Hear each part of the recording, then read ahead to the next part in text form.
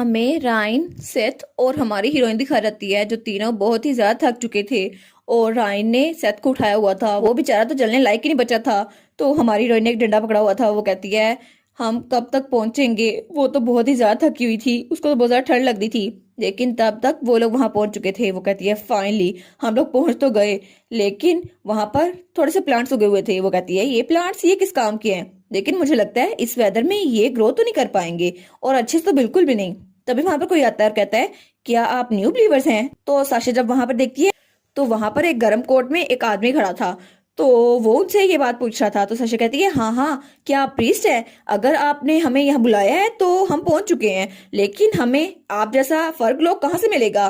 तो वो कहता है कहीं नहीं, और उनको धक्का देकर अंदर गिरा देता है। तो साशा वो जमीन पर गिरती है। तो फिर उसके साथ और भी साथी थे। वो कहते हैं ये एरिया बिलीवर्स के लिए है, और आज से तुम लोग का काम यहाँ से बाहर निकलना नहीं है। तुम लोग का सिर्फ एक काम है, फार्मिंग करना। अगर तुम लोग बाहर निकले परमिशन के बगैर तो तुम लोग के साथ बहुत ज्यादा बुरा होगा। तो साशा कहती है क्या?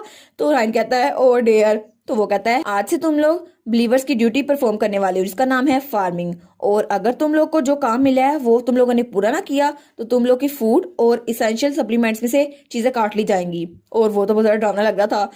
तो उसके बाद वो कहता है शाम तक ये लॉजिंग साफ कर देना, बस मुझे यही कहना था। और इसके बाद वो लोग बाहर निकल चुके थे। तो साशा कहती है क्या? तो रायन कहता है अरे नहीं मेरी कमर ये तो बिल्कुल थक गई है। तो साशा कहती है क्या अभी इसने हमें धमकाया है? बस मैं अपनी आग इस्तेमाल कर लूं, थोड़ा सा फायर रून यूज करना होगा। तो रायन उसका हाथ पकड़ लेता है। वो कहता है नहीं नहीं, मैंने कहा था ना कोई रून्स नहीं। तो फिर वो माचिस जलाते हुए कहता है यहाँ के बहुत सारे प्रीस्ट के पास स्किल्ड रून यूजर हैं, लेकिन सिस्टर इन लॉ आपका रोन तो बहुत ही ज्यादा स्ट्रोंग है, आपको केयरफुल रहना चाहिए। तो तब वो आग जला चुका था। तो साशा आग सेकते हुए कहती है अच्छा ठीक है, बात यह है कि मुझे रोन यूज नहीं करना, ठीक है मैं समझ गई। और तब तक वो अंगीठी में आग जला चुके थे। और सेथ बेचारा वो तो जमीन पे बैठा हुआ था और वो दोनों चेयर पे थे, वो तो बहुत ज्यादा कांप रहा था।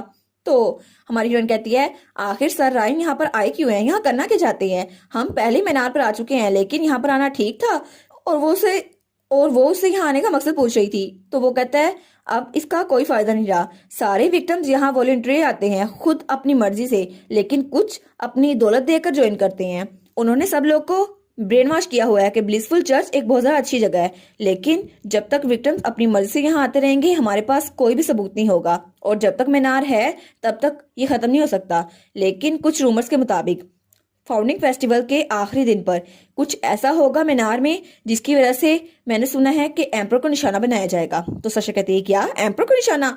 तो वो कहता है मैंने सुना था कि एम्पर को कर्स दिया जाएगा। वो कहती है कर्स? क्या सच में ब्लिसफुल चर्च के लोग ऐसा कर सकते हैं? लेकिन वो सर्वन एम्पायर के लोग नहीं है। तो रायन कहता है नहीं, सर्वन इकलौता दुश्मन नहीं है हिज मैजेस्टी का, इसके अलावा बहुत ज्यादा दुश्मन है। और हिज मैजेस्टी वो तो बहुत कम उम्र में तख्त संभाल चुके थे, और उसकी वजह से उन्होंने पावर को बैलेंस करने के लिए हाई नोबल्स के टाइटल छीन लिए, जैसे कि मार्क्विस और ड्यूक। लेकिन उस पोजीशन को संभाले रखने के लिए उन्होंने टैलेंट की बेस पर लोगों को मेरिट दिया। इस वजह से बहुत सारा फैमिलीज उनसे नाराज हो गई, और इसकी वजह से बहुत सारे लोग उनसे डिससेटिस्फाई हो गए। ऐसा लगता है ब्लिसफुल चर्च ऐसे लोगों को अप्रोच करता है और इसके बाद उनको यूज करता है। तो दूसरे लफ्जों में कहूँ तो ब्लिसफुल चर्च कॉमनर्स को एक्सप्लोर करता है ताकि उनसे काम करवा सके और उनसे दौलत इकट्ठी की जाए।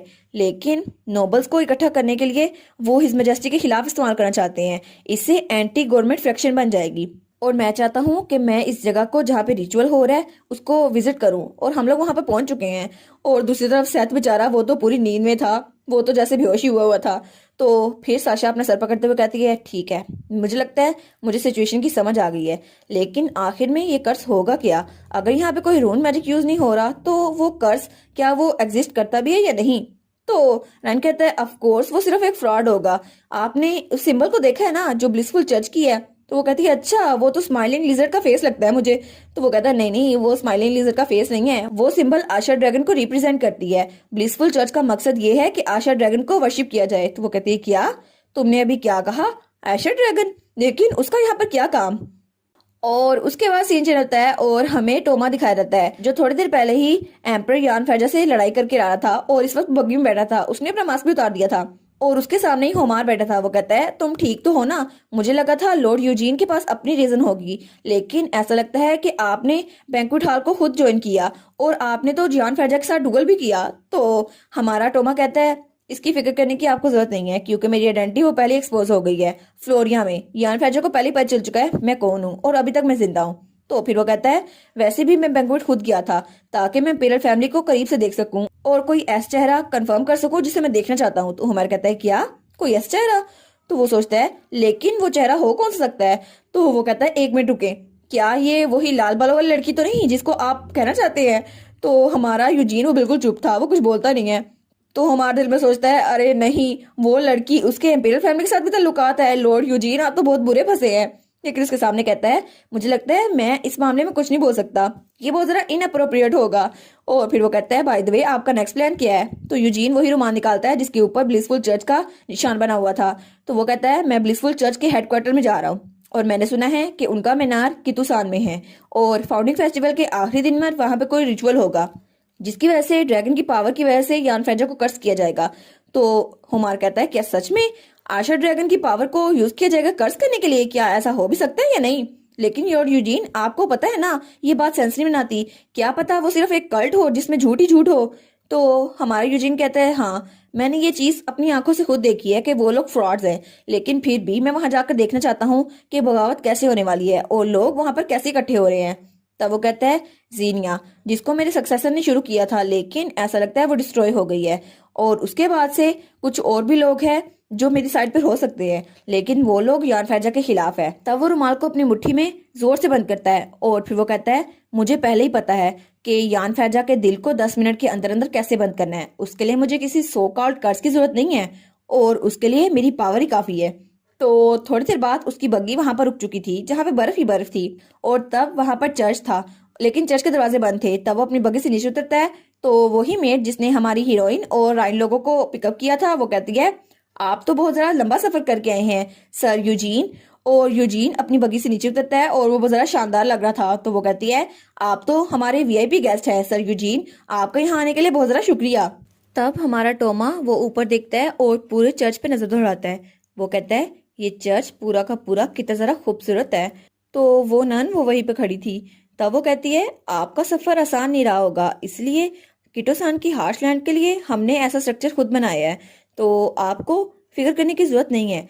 और तब वो एक बगी की तरफ इशारा करके कहती है अब हम आपको मीनार की तरफ लेके जाएंगे तो प्लीज आप कैरेज में बैठ जाएं क्योंकि आप हमारे वीआईपी कस्टमर हैं।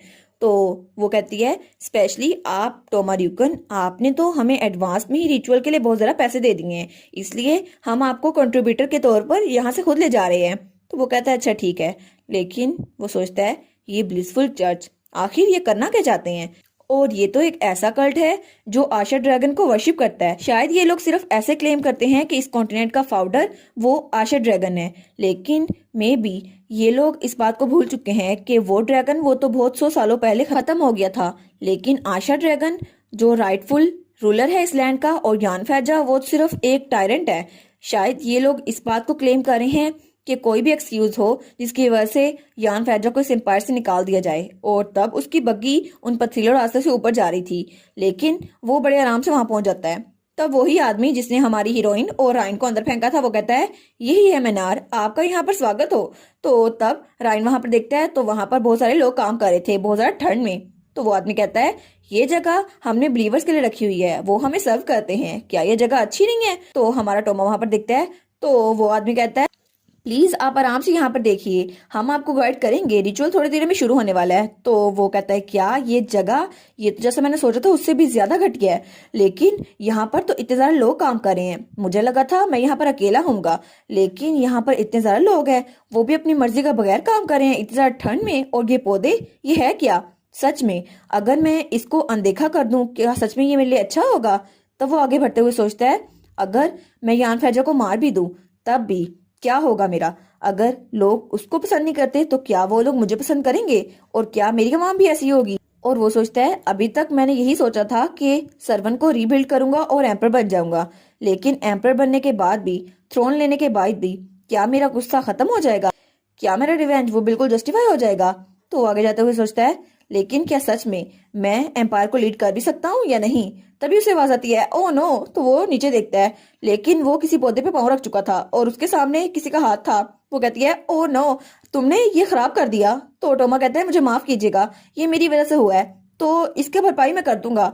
तो उसके सामने जो लड़की खड़ी थी वो कहती है तुम कहीं देख के चल भी सकते हो या नहीं? अगर तुम्हें माफी मांगनी भी है तो लेकिन उसकी बात बीच में अधूरी रह जाती है क्योंकि उसके सामने टोमा था और वो थी हमारी साशा। वो दोनों एक दूसरे को देखते हैं और दोनों वहीं पर ठंड में खड़े एक दूसरे को घूरी जा रहे थे। तो टोमा उसे कहता है, साशा तुम तुम यहाँ पर क्या कर रही हो? तुम्हारे यहाँ पर क्या काम? तुम तो अभी यान फैजा की पार्टी में थी ना, तुम अचानक यहाँ पर कैसे पहुंच गई? और वो तो बहुत ही ज्यादा हैरान था और साशा उससे भी ज्यादा हैरान थी। टोमा जब हमारी हीरोइन से पूछता है, लेडी आप यहाँ पर क्या कर रही है? तो हमारी हीरोइन तब वो भी उससे यही पूछती है, वेल आपके बारे में क्या बॉस, आप यहाँ पर क्या कर रहे हैं? तो दोनों एक दूसरे की तरफ देखते हैं तो दोनों सोचते हैं, ओ नो मुझे अपनी आइडेंटिटी छुपानी होगी अभी इसी वक्त। तो दोनों हाथ मिला लेते हैं और फिर वो दोनों कहते हैं, मुझे लगता है कि हम दोनों के पास अपने सर्कमस्टेंसेस होंगे, इसलिए चलो इसको इवन करते हैं। वैसे भी पहले भी हमने एक दूसरे को नहीं बताया था हम लोग वहां पे क्या कर रहे थे। तो साशा कहती है, हाँ ये तो अच्छा आइडिया है। तब टोमा सोचता है, ये तो बिल्कुल अनप्रिडिक्टेबल है, इस रेट पर तो मुझे लगा था मैं जल्दी पकड़ा जाऊंगा, लेकिन नहीं। एक्चुअली अगर ये लड़की है तो मैं चाहता हूँ मैं पकड़ा भी जाऊँ, मैं इसको अपनी आइडेंटिटी बता सकता हूँ। तो तब वो हमारी हीरोइन से कहता है, लेडी अगर आपके पास टाइम हो तो क्या हम बाद में, लेकिन तभी पीछे से आकर रायन से पकड़ लेता है।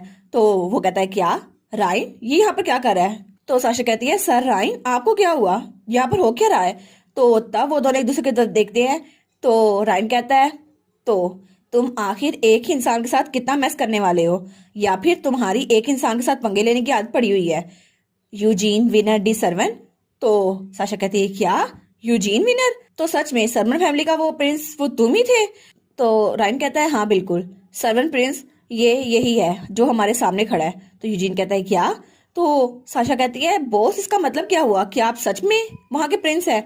तो रायन कहता है, यूजीन विनर मुझे पहले पता चल गया था कि तुम टोमा ड्यूकन की आइडेंटिटी के नीचे रह रहे हो, लेकिन फिर भी मुझे लगा था वो रीजन काफी नहीं होगी, क्योंकि मेरे भाई ने कहा था कि तुम्हारे पास एक रीजन है जो तुम उससे मिलने आओगे। लेकिन मैं अपने भाई की बहुत ज्यादा रिस्पेक्ट करता हूँ, इसलिए मैंने उनकी बात माने रखी। वो तुम्हारे साथ रीयूनाइट होना चाहते हैं, पता नहीं क्यों, लेकिन चाहे जो भी हो, अगर तुम हैप्पीनेस चर्च के साथ इन्वॉल्व हुए फिर तो बिल्कुल अलग स्टोरी है, मैं तुम्हें बिल्कुल नहीं छोड़ूंगा। तो यूजीन सोचता है, मुझे हमेशा से लगा था कि जैसे सिचुएशन में मैं जा रहा हूँ मेरी आइडेंटिटी एक्सपोज होकर रहेगी, लेकिन मेरा प्लान वो कोई बिगाड़ नहीं सकता, हालांकि उसे मेरी आइडेंटिटी पता भी हो। और वैसे भी मैं माइंड नहीं करता अगर मुझे फॉलो किया जाए, लेकिन इस वक्त मुझे बहुत जरा फर्क पड़ रहा है। मुझे इस बात से फर्क नहीं पड़ता था कि यान फैजा या रायन फैजा दोनों मेरे बारे में जानते हैं, लेकिन साशा मैं नहीं चाहता था उसे ये सब कुछ ऐसे पता चले। तो साशा कहती है, बॉस क्या सच में आप इतने सारे वक्त में मुझसे झूठ बोलते रहे थे? तो यूजीन वहां खामोश खड़ा था, तो उसे वो सारी बातें याद आती है। तो साशा कहती है, बाय एनी चांस क्या आप मुझे काइंडनेस इसलिए दिखा रहे थे क्योंकि आपको मुझसे कोई फायदा चाहिए था? तो वो कहता है, माय लेडी नहीं, मैं कहूँ साशा, हालांकि ये लेट हो गया है, लेकिन प्लीज क्या तुम मुझे एक चांस दे सकती हो ताकि मैं तुम्हें सब कुछ एक्सप्लेन कर सकूं? तो रायन कहता है, तुम अभी करने के वाले यूजीन विनर, तुम्हें नहीं पता कि यंग लेडी ऑफ मैजरन तुम्हारी एनिमी है? तो यूजीन कहता है, क्या एनिमी? तो रायन कहता है, ऑफ कोर्स तुम शायद ये प्रिटेंड कर रहे हो कि तुम्हें कुछ नहीं पता, लेकिन 10 साल पहले जो जंग हुई थी उसमें तुम्हारी फैमिली के खात्मे में जो सबसे आगे था वो था आइजक मैजरन, जो कि रेड लाइन का कैप्टन था, और सिलिसिया उसी की बेटी है आइजक मैजरन की, है ना? क्या तुम्हें इस बारे में नहीं पता था? तो यूजीन गहरी सांस लेता है और वो कहता है, मुझे फर्क नहीं पड़ता, इस सब से मुझे बिल्कुल भी फर्क नहीं पड़ता। तो रायन कहता है, क्या तुम्हें फर्क नहीं पड़ता, लेकिन क्यों? तो यूजीन कहता है, मुझे सिर्फ एक चीज से फर्क पड़ता है। और तब हमें दूसरी साइड का सीन दिखा जाता है जहां मेरी कहता है, क्या एम्पर आप क्या बात कर रहे हैं? तो एम्पर वो वहां लेटा हुआ था और अपने तार के साथ खेल रहा था। वो कहता है, क्या तुमने गलत सुना मेरी? तो मेरी कहता है, लेकिन ये कैसे हो सकता है? तो एम्पर कहता है, मैंने तुम्हें पहले भी बताया था, मुझे एरेस र्यूकन के बारे में सब कुछ पता करना है। तो वो क्लैरिस की तरफ देखता है तो क्लैरिस भी उसकी तरफ देख रही थी। तो वो सोचता है, योर मैजेस्टी लगता है आपकी तबीयत ठीक नहीं है। अब लॉर्ड रायन वो लेडी मैजर के साथ चले गए हैं तो आप भी थोड़े परेशान लग रहे हैं। आपने तो सारा सामान भी वैसे छोड़ दिया था और सेरेमनी के बाद से आप तो बिल्कुल उदास रहने लग गए हैं, और आपने कहा था मैं प्रोसीजर बाद में फॉलो करूंगा, लेकिन अभी आप उस लड़की के बारे में पूछ रहे हैं। तो वो कहता है, प्रिंसेस एरिस र्यूकन है ना, आप उनके बारे में पूछ रहे हैं? वो तो आपकी मदर एथिना र्यूकन की बहन थी, है ना, जो कि लेट एम्प्रेस थी, और वो लेट एम्प्रेस के बहुत ज्यादा करीब थी। लेकिन 20 साल पहले उन्हें सर्वेंट प्रिंस के पास होस्टेज बनाकर भेजा गया और उनका सिर्फ एक बेटा हुआ जो कि इलिजिमेट चाइल्ड था, और उसका नाम था यूजीन विनर, जो कि आपका कजन भी लगा। तो एम्पर कहता है, हाँ बिल्कुल यूजीन विनर, वो बदतमीज, मुझे उसी के बारे में पता करना है, वो अकड़ू, मुझे उसके बारे में पता करना है। तो क्लेरिस कहती है, क्या अकड़ू? तो वो कहता है, हाँ मैं रिसेंटली यूजीन से मिला हूँ। तो मेरी कहता है, क्या आप उससे मिले थे, लेकिन आपने हमें बताया क्यों नहीं? तो क्लेरेंस सोचती है, अरे हाँ हम फ्लोरिया में मिले थे, अब मेरी को थोड़ी ना बताना था। तो एम्पर कहता है, अभी के लिए मुझे उससे बहुत अजीबो गरीब चीजें पता चली हैं, उसने कहा था उसे सिर्फ एक चीज से फर्क पड़ता है, और तब हमें यूजीन दिखाया जाता है जो तब भी यही बात कर रहा था। वो कहता है मुझे सिर्फ एक चीज से फर्क पड़ता है कि मेरी मॉम, जिन्होंने सारी शेम और ह्यूमिलेशन फेस की, आखिर तक उनको अपनी कंट्री पे यकीन था, लेकिन वो तुम लोग के अपने हाथों से मारी गई। और वो बहुत ही ज्यादा डरावने लग रहा था। तो रायन कहता है क्या, हमारे हाथों से? तो साशा उसके पीछे थी। वो कहता है मुझे फर्क नहीं पड़ता तुम लोग जियो या मरो, लेकिन जो कुछ तुम लोगों ने मेरी मॉम के साथ किया मैं उसे कभी माफ नहीं करूंगा। और ये बात उसने यान फर्जा से भी कही थी। तो एम्पर कहता है हाँ बिल्कुल, उसने यही कहा था। तो मेरी कहता है क्या, लेकिन क्या ये सच में हमारी गलती थी? लेकिन हमें तो बताया गया था सर्वन आर्मी थी जिन्होंने प्रिंसेस को अपने पास रखा था, कि ऐसा नहीं था? और दूसरी तरफ वो तीनों भी वहीं खड़े थे। तो तभी कोई आता है और कहता है र्यूकन फॉरवर्ड, आप प्लीज हमारे पीछे चलिए, आपको हमारे साथ चलना होगा। टोमा वहां से पलटने लगता है। तो रायन कहता है क्या, तुमने अभी क्या कहा, एक्सप्लेन तो करके जाओ। लेकिन यूजीन उसकी तरफ बहुत गुस्से से देखता है और फिर वो इसको इग्नोर करके वहां चला जाता है। और फिर वहां पर सिर्फ वो दोनों बच्चे थे, हमारी साशा और रायन। कहता है क्या तुम इस बारे में श्योर हो कि यूजीन की माँ की मौत हमारी वजह से नहीं हुई थी? और फिर वो कहता है तुम्हें क्या लगता है जो वो कह रहा था वो ठीक है? तो मेरी कहता है लेकिन योर मैजेस्टी, लेट एम्प्रेस के साथ जो भी हुआ उसके बारे में आपको पता है ना? तो वो कहता है हाँ, ट्रुथ उसका हमें कुछ भी नहीं पता कि ट्रेजेडी हुई कैसे थी, लेकिन यूजीन वो वहां पर खुद था इसलिए उसे शायद पता होगा। लेकिन अगर दोनों साइड्स अलग अलग स्टोरी बता रही हैं फिर तो हमें वेरीफाई करना ही होगा। और फिर एम्पर कहता है फैजा में सर्वन वार के सारे रिकॉर्ड्स चेक करो, शुरू से लेकर आखिर तक हमें सब कुछ पता लगाना होगा। और मेक श्योर करना कि नेबरिंग कंट्री के रिकॉर्ड्स भी तुम्हारे पास हो। और उसके बाद तुम सबको पता करना और डेट्स उनका ध्यान रखना। तो मेरी कहता है क्या आखिर यहाँ पे चल क्या रहा है? ऐसा लगता है कि फैजा एम्पायर के रिकॉर्ड्स में कुछ गड़बड़ थी। तो फिर वो कहता है जी योर मैजेस्टी, जैसा आपने कहा मैं पूरी ऑर्गेनाइजेशन बनाऊंगा जिसकी वजह से सारे लोग इसको पता कर लेंगे। तो एम्पर कहता है नहीं, खुद करो तुम। वो कहता है क्या, मैं करूं? वो कहता है एक मिनट, सच में क्या ये मैं करूं? तो वो कहता है नहीं नहीं, मैं ये कैसे कर सकता हूँ? आप चाहते हैं मैं इतने सालों का रिकॉर्ड खुद अपने आप चेक करूं? मैं कैसे कर सकता हूँ? आखिर मेरे पास इतना टाइम नहीं है, और मैं इतने सारा पेपर्स कैसे खंगाल सकता हूँ? तो एम्पर उसकी बातें सुनता है और वहां चल जाता है। वो कहता है खुद ही हैंडल करो इसे। तो क्लैरेंस कहती है ये तो बहुत ज्यादा इंटरेस्टिंग लग रहा है, अब मेरी को सारा काम करना पड़ेगा, और मेरी ही नीचे गिर गया था। वो कहता है ओ सर क्लैरेंस, क्या आप मेरी हेल्प कर सकती है? वो कहती है नहीं नहीं, मुझे हिज मैजेस्टी को प्रोटेक्ट करना है, तुम खुद करो। और एम्पर वो वहां से जाते हुए सोचता है उन्होंने कहा था कि उनको कभी पता नहीं चलेगा कि चीजें कैसे बदली, लेकिन मैंने कभी नहीं सोचा था कि मैं सर्वन वार के सारे रिकॉर्ड्स खुद ढूंढूंगा। और तब उसे किसी की याद आती है जिसके हाथ में पावर्स थी।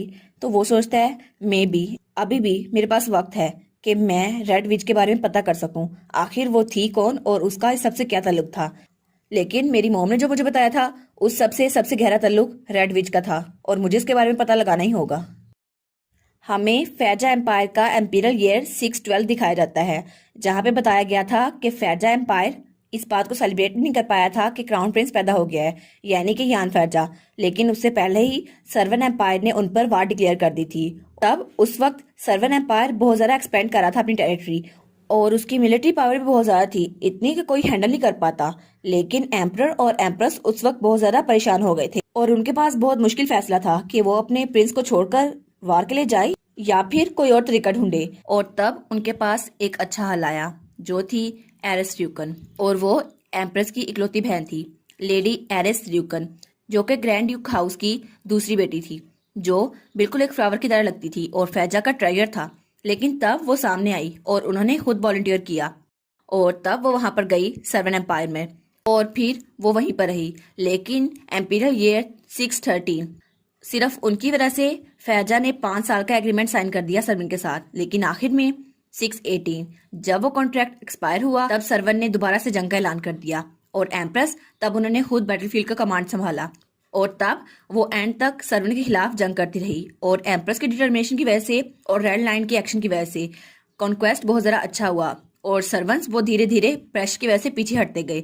लेकिन ईयर 623 और एम्प्रेस एक जिंदा लाश की तरह फैजा वापस आ गई। वो बहुत ज्यादा टूट गई थी जब उनको पता चला कि उनकी इकलौती बहन वो मर चुकी है, और वहां से वापस आने के बाद 2 साल बाद उनकी मौत हो गई। और तब यान फैजा उसने कमांड संभाला, और 2 साल बाद एम्पीरियल ईयर 627 यान फैजा 16 साल की उम्र में उसने सर्वन वार को खत्म कर दिया, और तब वो वहां का नया एम्पर बन गया। और तभी कोई जमीन में खुदाई करता है। ये सब कुछ बता रहा था राइन, जो जमीन में खुदाई करते हुए कहता है बस यही कुछ था जो मुझे यूजीन की बायोलॉजिकल मदर के बारे में पता था। और वो सोचता है ग्राउंड तो बहुत ज़रा फ्रीज है। तो वो सोचता है ऑनेस्टली मुझे लगा था यूजीन जो कि सर्वन एम्पायर के साथ लॉयल्टी की तरफ एक्ट कर रहा है, मुझे लगता था वो अपना बदल लेना चाहता है, लेकिन ऐसा लगता है वो फैजा रॉयल फैमिली से बहुत ज्यादा नफरत करता है, सिर्फ इसलिए क्योंकि हम लेडी एरिस को प्रोटेक्ट करने में फेल हो गए। तो साशा कहती है लेकिन उसने कहा था कि वो तुम्हारे हाथों से मरी है, क्या सच में फैजा का इस सब में कोई हाथ नहीं है? कहीं ऐसा तो नहीं था कि फैजा आर्मी ने उन्हें हार्म किया हो? तो रायन कहता है ये तो बिल्कुल रिडिकुलस बात है, ऐसा हो नहीं सकता, ये सिर्फ फिगर ऑफ स्पीच है। और फिर वो कहता है ये तब हुआ था जब मैं बहुत ज्यादा छोटा हूँ, तो मेरी याददाश्त कुछ जरा अच्छी नहीं है, लेकिन मुझे एक बात बहुत ज्यादा अच्छे से याद है कि मेरी मॉम लेडी एरिस की बहुत ज्यादा देखभाल करती थी, वो उन्हें बहुत ज्यादा पसंद करती थी, वो अपनी बहन से बहुत ज्यादा प्यार किया करती थी, लेकिन जब उन्हें पता चला कि उनकी बहन मर चुकी है तब वो भी बिल्कुल जिंदा लाश बन गई। तो साशा कहती है लेकिन अभी मुझे आज पहली बार पता चल रहा है कि लेडी एरिस कितनी ज्यादा इंपॉर्टेंट थी, लेकिन फिर भी मुझे लगता है कि बहुत ज्यादा वियर्ड पार्ट्स है जो हमें सही से नहीं पता। शायद ये सिर्फ लेडी के बारे में नहीं है, उसकी मॉम के बारे में शायद कोई और भी बात हो। तो रायन कहता है तुम्हें लगता है ये सिर्फ उनके बारे में है? क्या तुमने कभी सर्वन वार के बारे में कोई बुक या मटेरियल पढ़ा है, या फिर तुम्हारी अकेडमी में इसके बारे में कुछ सिखाया गया हो? तो साशा कहती है क्या नहीं, उसके बारे में तो कुछ भी नहीं बताया गया। तो वो कहता है सर्वन वार मेरी भाई की वजह से जीता गया, लेकिन सारी इन्फॉर्मेशन सारा रिकॉर्ड्स वो रॉयल फैमिली के पास सेव है और किसी को इस बात की इजाजत नहीं है कि वो इसे खंगाल सके। सबको कहा गया कि इसके बारे में चुप रहें, लेकिन किसी को इस बारे में कभी पता नहीं चला। तो साशा कहती है लेकिन हिज मेजेस्टी ने तो अपनी कंट्री को बचाया था ना यंग एज में, फिर तो उन्हें प्राउड होना चाहिए, फिर उसको छुपा क्यों रखते हैं? तो रायन कहता है वेल मुझे अपने भाई के बारे में इतना कुछ नहीं पता, लेकिन मुझे ये भी नहीं पता कि वो इस बारे में क्या सोचते हैं। तो वो दोबारा जमीन खोदता है, लेकिन उसका फावड़ा पत्थर से टकराता है और वो टूट जाता है। वो कहता है ओ नो, ये तो टूट गया, और उसका हाथ भी सूज जाता है। तो साशा सोचती है ये तो फार्मिंग में बिल्कुल टेरिबल है। तो रायन कहता है एनीवेज यूजीन उसको गार्ड्स देख रहे हैं, उस पर नजर रख रहे हैं, तो हम उसे जल्दी पकड़ लेंगे, इसलिए तुम फिक्र ना करो, चलो अंदर चलते हैं। तो साशा कहती है क्या नहीं अभी नहीं, मुझे अभी कुछ और डिग करना है, अभी तो हार्वेस्ट कोटा पूरा भी नहीं हुआ। तो रायन कहता है तुम कुछ ज्यादा ही अपने रोल में नहीं घुस रही, हमें ये करने की जरूरत नहीं है। तो साशा कहती है नहीं, वो बदतमीज वो मेरे पौधे के ऊपर पाँव रख के चला गया और उसने माफी भी नहीं मांगी। तो वो कहता है क्या तुम यहाँ पे फार्मिंग करने के लिए आई हो? तो साशा उस पौधे को देखती है और वो सोचती है नहीं, लेकिन मैंने इस प्लांट को पहले भी कहीं सूंघा है, मुझे लगता है इस प्लांट का कहीं ना कहीं तो जिक्र हुआ है। तो तभी रायन उसको घसीटता हुआ वहां से ले जाता है। वो कहता है बस कर दो, ठंड से हम लोग मर जाएंगे। और तब वो लोग कमरे में आ गए थे और वहां पर सेठा बैठा हुआ था, वो कुछ लिख रहा था। वो कहता है तुम लोग वापस आ गए? तो हमारी सिलीसा कहती है सेठ था तुम बोर नहीं होते सारा दिन अंदर रह के? वो कहता है नहीं नहीं बिल्कुल भी नहीं, मैं बाहर नहीं जा रहा, बाकी इतनी ठंड है। तो वो कहती है अच्छा लेकिन तुम लिख क्या रहे हो? तो वो कहता है ओ अच्छा, इसमें तो मैं अपने मैर के बारे में लिख रहा था। और रायन वो तो आग सेकने लग जाता है। वो कहता है कितनी गर्माहट है ना यहाँ पर। तो साशा कहती है क्या मैर के बारे में? वो क्या? तो सहता कहता है मैं मैर के स्टेबलाइज होने के बारे में लिख रहा हूँ, डेफिनेटली जब मैं तुम्हें टच करता हूँ तो मेरी एनर्जी काम डाउन हो जाती है। तो वो कहती है अच्छा लेकिन ऐसा क्यों? वो कहता है वेल इसका तो मुझे भी नहीं पता, लेकिन मेरा जो मैर है वो एंशियंट डिवाइन बीस्ट से आता है जो ओरिजिनली ह्यूमन बॉडी हैंडल नहीं कर सकता। और फिर वो कहता है और मैंने लोगों से सुना था कि जो रीजन है कि हमारा क्लैन वो मैर को यूज कर सकता है सिर्फ इसलिए क्योंकि हमारी बॉडी में डिवाइन ब्लीस का ब्लड है, और असल में हमें इसका कोई ट्रेस नहीं मिला। लेकिन साशा कैसा हो सकता है कि तुम भी डिवाइन ब्लीस की ब्लड लाइन से तल्लुक रखती हो? क्या तुम्हारे एंसेस्टर में कोई ऐसा था? तो वो कहती है क्या क्या मतलब एक ड्रैगन? तो सच कहता है हाँ हाँ। तो साशा कहती है नहीं नहीं ऐसा हो ही नहीं सकता, मेरे डैड तो ऑर्डिनरी कॉमनर है, वो तो ऐसा हो ही नहीं सकता उनके पास कोई पावर हो। तो सच कहता है तो फिर तुम्हारी मॉम के बारे में क्या? तो साशा कहती है नहीं मेरी मॉम तो अब इस दुनिया में नहीं है। वो कहता है ओ अच्छा मुझे माफ कर देना, मुझे इस बारे में पूछना चाहिए था। तो साशा कहती है नहीं नहीं कोई बात नहीं, वैसे भी जब मैं पैदा हुई तो वो गुजर गई थी। तो रायन उस तरफ देखता है तो वो कहता है क्या सिर्फ एक वजह थी जिसकी वजह से आइजैक मैरर ने रॉयल फैमिली को छोड़ा था, और उसकी वजह थी सिलीसिया की बायोलॉजिकल मदर, लेकिन हमें कभी पता नहीं चला कि वो कैसे दिखती हैं, और हमने तो कभी उन्हें देखा भी नहीं था, और शायद हमें बस इतना ही पता चला जब सिलीसिया पैदा हुई तब वो गुजर गई, लेकिन इसके अलावा हमें कुछ भी नहीं पता चला। तो वो कहता है तो इसका मतलब है कि तुम ऑर्डिनरी ब्लड लाइन से हो है ना, लेकिन फिर भी मेरा मैरिज स्टेबलाइज क्यों हो जाता है? तो रायन कहता है क्या तुम्हें पता भी है तुम्हारी मॉम तुम्हारे डैड से कब मिली थी? तो सिलीसिया कहती है क्या? तो वो बात बदलते हुए कहती है ओ मुझे तो वॉक पे जाना है। तो रायन कहता है इस वक्त? तुम्हें इस वक्त बाहर जाना है? वो कहती है हाँ, और फिर वो बाहर निकल आई थी। तो वो सोचती है कितना ऑकवर्ड हो गया था ना, जब भी मेरी मॉम का टॉपिक आता है मैं बहुत ज्यादा ऑकवर्ड हो जाती हूँ, लेकिन क्या मुझे उसे बता देना चाहिए? कम अज कम मुझे सेता को तो बता देना चाहिए। तो फिर वो कहती है नहीं नहीं मुझे किसी को नहीं बताना, मैंने खुद से वादा किया था कि मैं अपने मॉम और डैड के बारे में कभी किसी से बात नहीं करूंगी। और उसके अलावा सिर्फ एक चीज है जो मुझे बहुत ज्यादा परेशान कर रही है कि टोमा र्यूकन नॉर्दर्न ड्यूक असल में सर्वन का प्रिंस है। तो वो सोचती है ऑनेस्टली मैं तो ये बात दिमाग से निकाल ही नहीं पा रही। मैंने हमेशा सोचा था कि प्रिंस ऑफ सर्वन बिल्कुल एक विकेट विलन होगा, लेकिन जिस इंसान से मैं अभी तक मिली हूँ वो तो ऐसा बिल्कुल भी नहीं था। या फिर मैं ये कहूँ कि वो वैसा था नहीं जैसे दिखाता था। और कल जो उसके चेहरे पे लुक था, वो एक्सप्रेशन तो मैंने कभी उसके चेहरे पे कभी नहीं देखा। क्या सच में वो उसका असल चेहरा था या अभी तक वो सिर्फ मेरे साथ नाटक ही कर रहा था। तो वो सोचती है चाहे जो भी हो मुझे उससे दूर रहना चाहिए। तो तब वो पत्थर को किक करते हुए कहती है ऑनेस्टली मैं उसे कभी माफ नहीं करूंगी, वो कुछ भी कर ले। और तब हमें मीटिंग रूम दिखाया जाता है जहाँ कोई कहता है थैंक यू आप सबके आने के लिए, प्लीज आप respect they church of happiness के लीडर को, ये है यूजीन विनर। और वहां पर वही नकली यूजीन बैठा हुआ था। तो वो कहता है आप लोगों से मिलकर बहुत ज्यादा खुशी हुई और लगता है आपको मेरा मैसेज एडवांस में पहुंच गया, प्लीज आप लोग बैठिए। और तब हमारे टोमा की तरफ देखते हैं और वो कहता है क्या ये आदमी, मैंने इसको पहले कभी देखा है लेकिन पता नहीं कहाँ पर, क्योंकि यूजीन ने तो उसकी याददाश्त मिटा दी थी।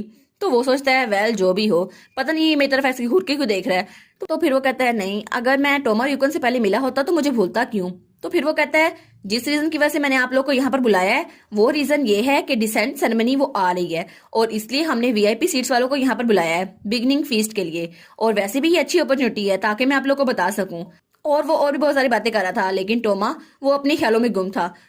लेकिन तब वो उसे बुलाता है मिस्टर टोमा र्यूकन, मिस्टर टोमा र्यूकन। लेकिन यूजीन तभी चौंकता है, वो कहता है क्या क्या तुमने मुझे बुलाया। तो फिर वो कहता है मुझे माफ कर देना, मैं थोड़ा नर्वस हो गया था, मैं पहली बार यहाँ आया हूँ ना इसलिए। और तब सब लोगों ने अपने ग्लास उठाए हुए थे और वो कहता है सब लोग प्लीज अपने कप्स को उठाइए और वर्शिप के लिए ऑफर कीजिए। और हम लोग चेयर्स कर रहे हैं इस लैंड के असल मास्टर के लिए जो कि है ग्रेट ड्रैगन आशा, और जिसकी जगह ली हुई है यान फैजा ने, और हम उसका दौर बहुत जल्द खत्म करेंगे। और तब यूजीन वो भी अपना ग्लास ऊपर उठाता है और साशा वो भी उस वक्त उन दोनों के बारे में सोच रही थी लेकिन आखिर आगे होने क्या वाला है। और क्या सच में साशा ग्रेट ड्रैगन आशा की ब्लड लाइन से है या फिर कोई और उसकी मॉम उसका ताल्लुक क्या है इस सबसे।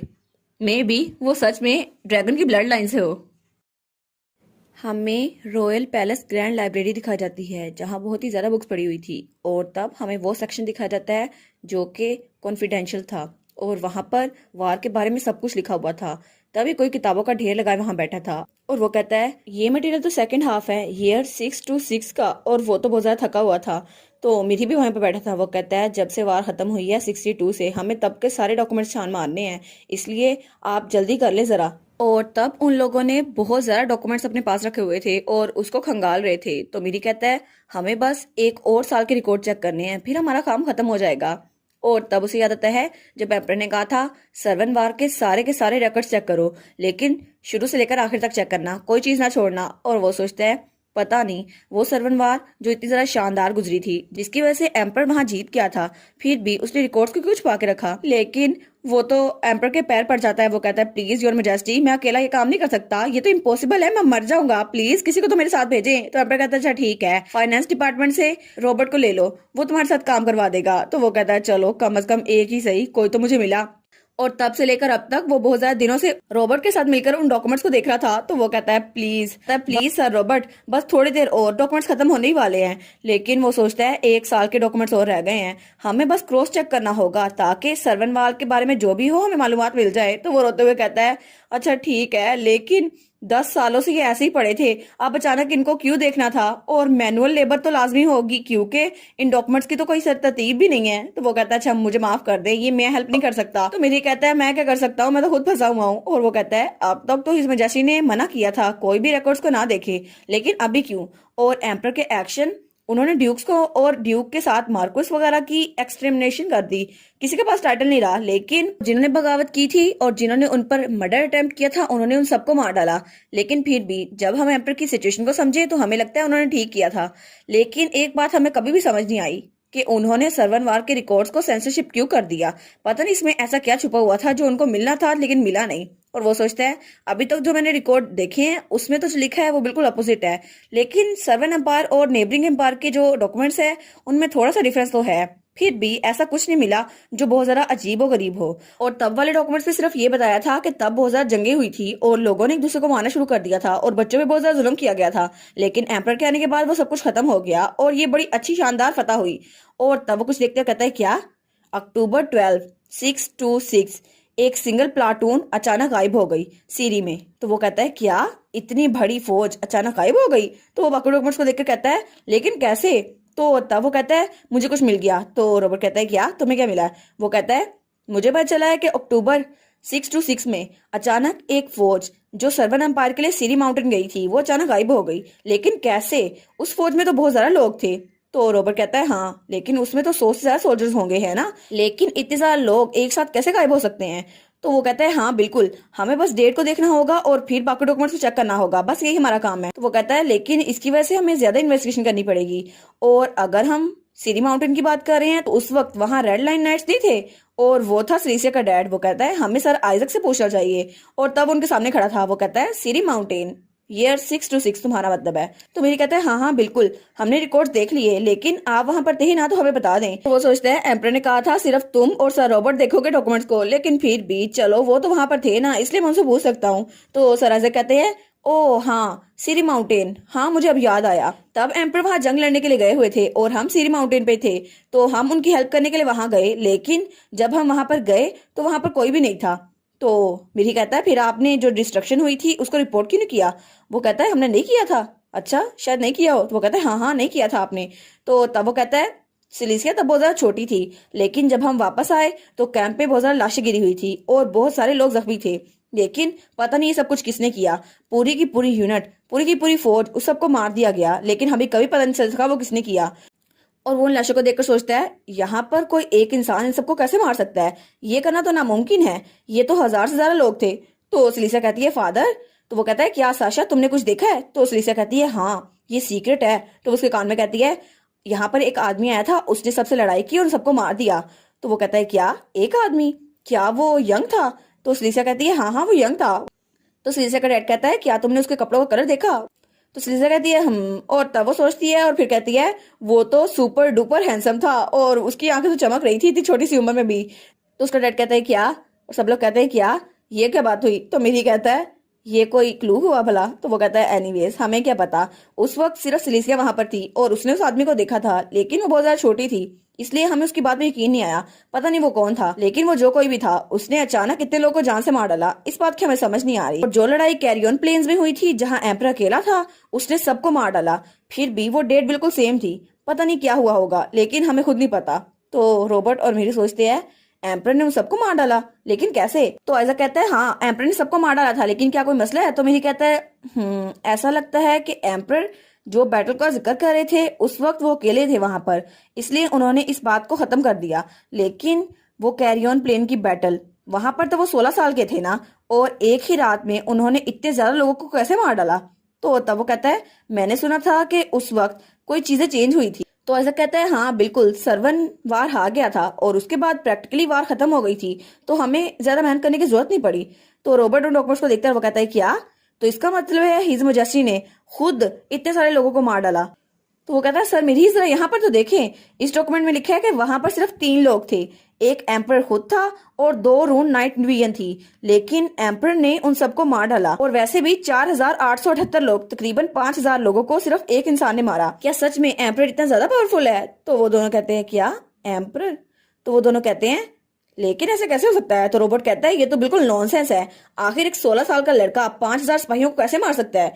तो मिरी कहता है अरे हाँ, और तब वो डॉक्यूमेंट्स को चेक करते हुए कहता है बस हम इन अकाउंट्स को चेक करना होगा, डबल चेक करेंगे, वेरीफाई करेंगे और एम्पर को दे देंगे, लेकिन हमारा काम खत्म हो जाएगा। और तब उसने अपना काम खत्म कर लिया। तो वो कहता है क्या क्या फैजा एम्पायर के सारे डॉक्यूमेंट्स बिल्कुल ठीक है, लेकिन जब हमने क्रॉस चेक किया था तब तो ये बिल्कुल गलत थे, और एम्पर अकेला था जिसने 5000 लोगों को मारा था, बाकी के यूनिट्स तो बिल्कुल बेकार थे वहां पर। कहता है इसका मतलब है फैजा एम्पायर में जो एरर्स है इसकी वजह से डॉक्यूमेंट्स को मैनिपुलेट किया गया है।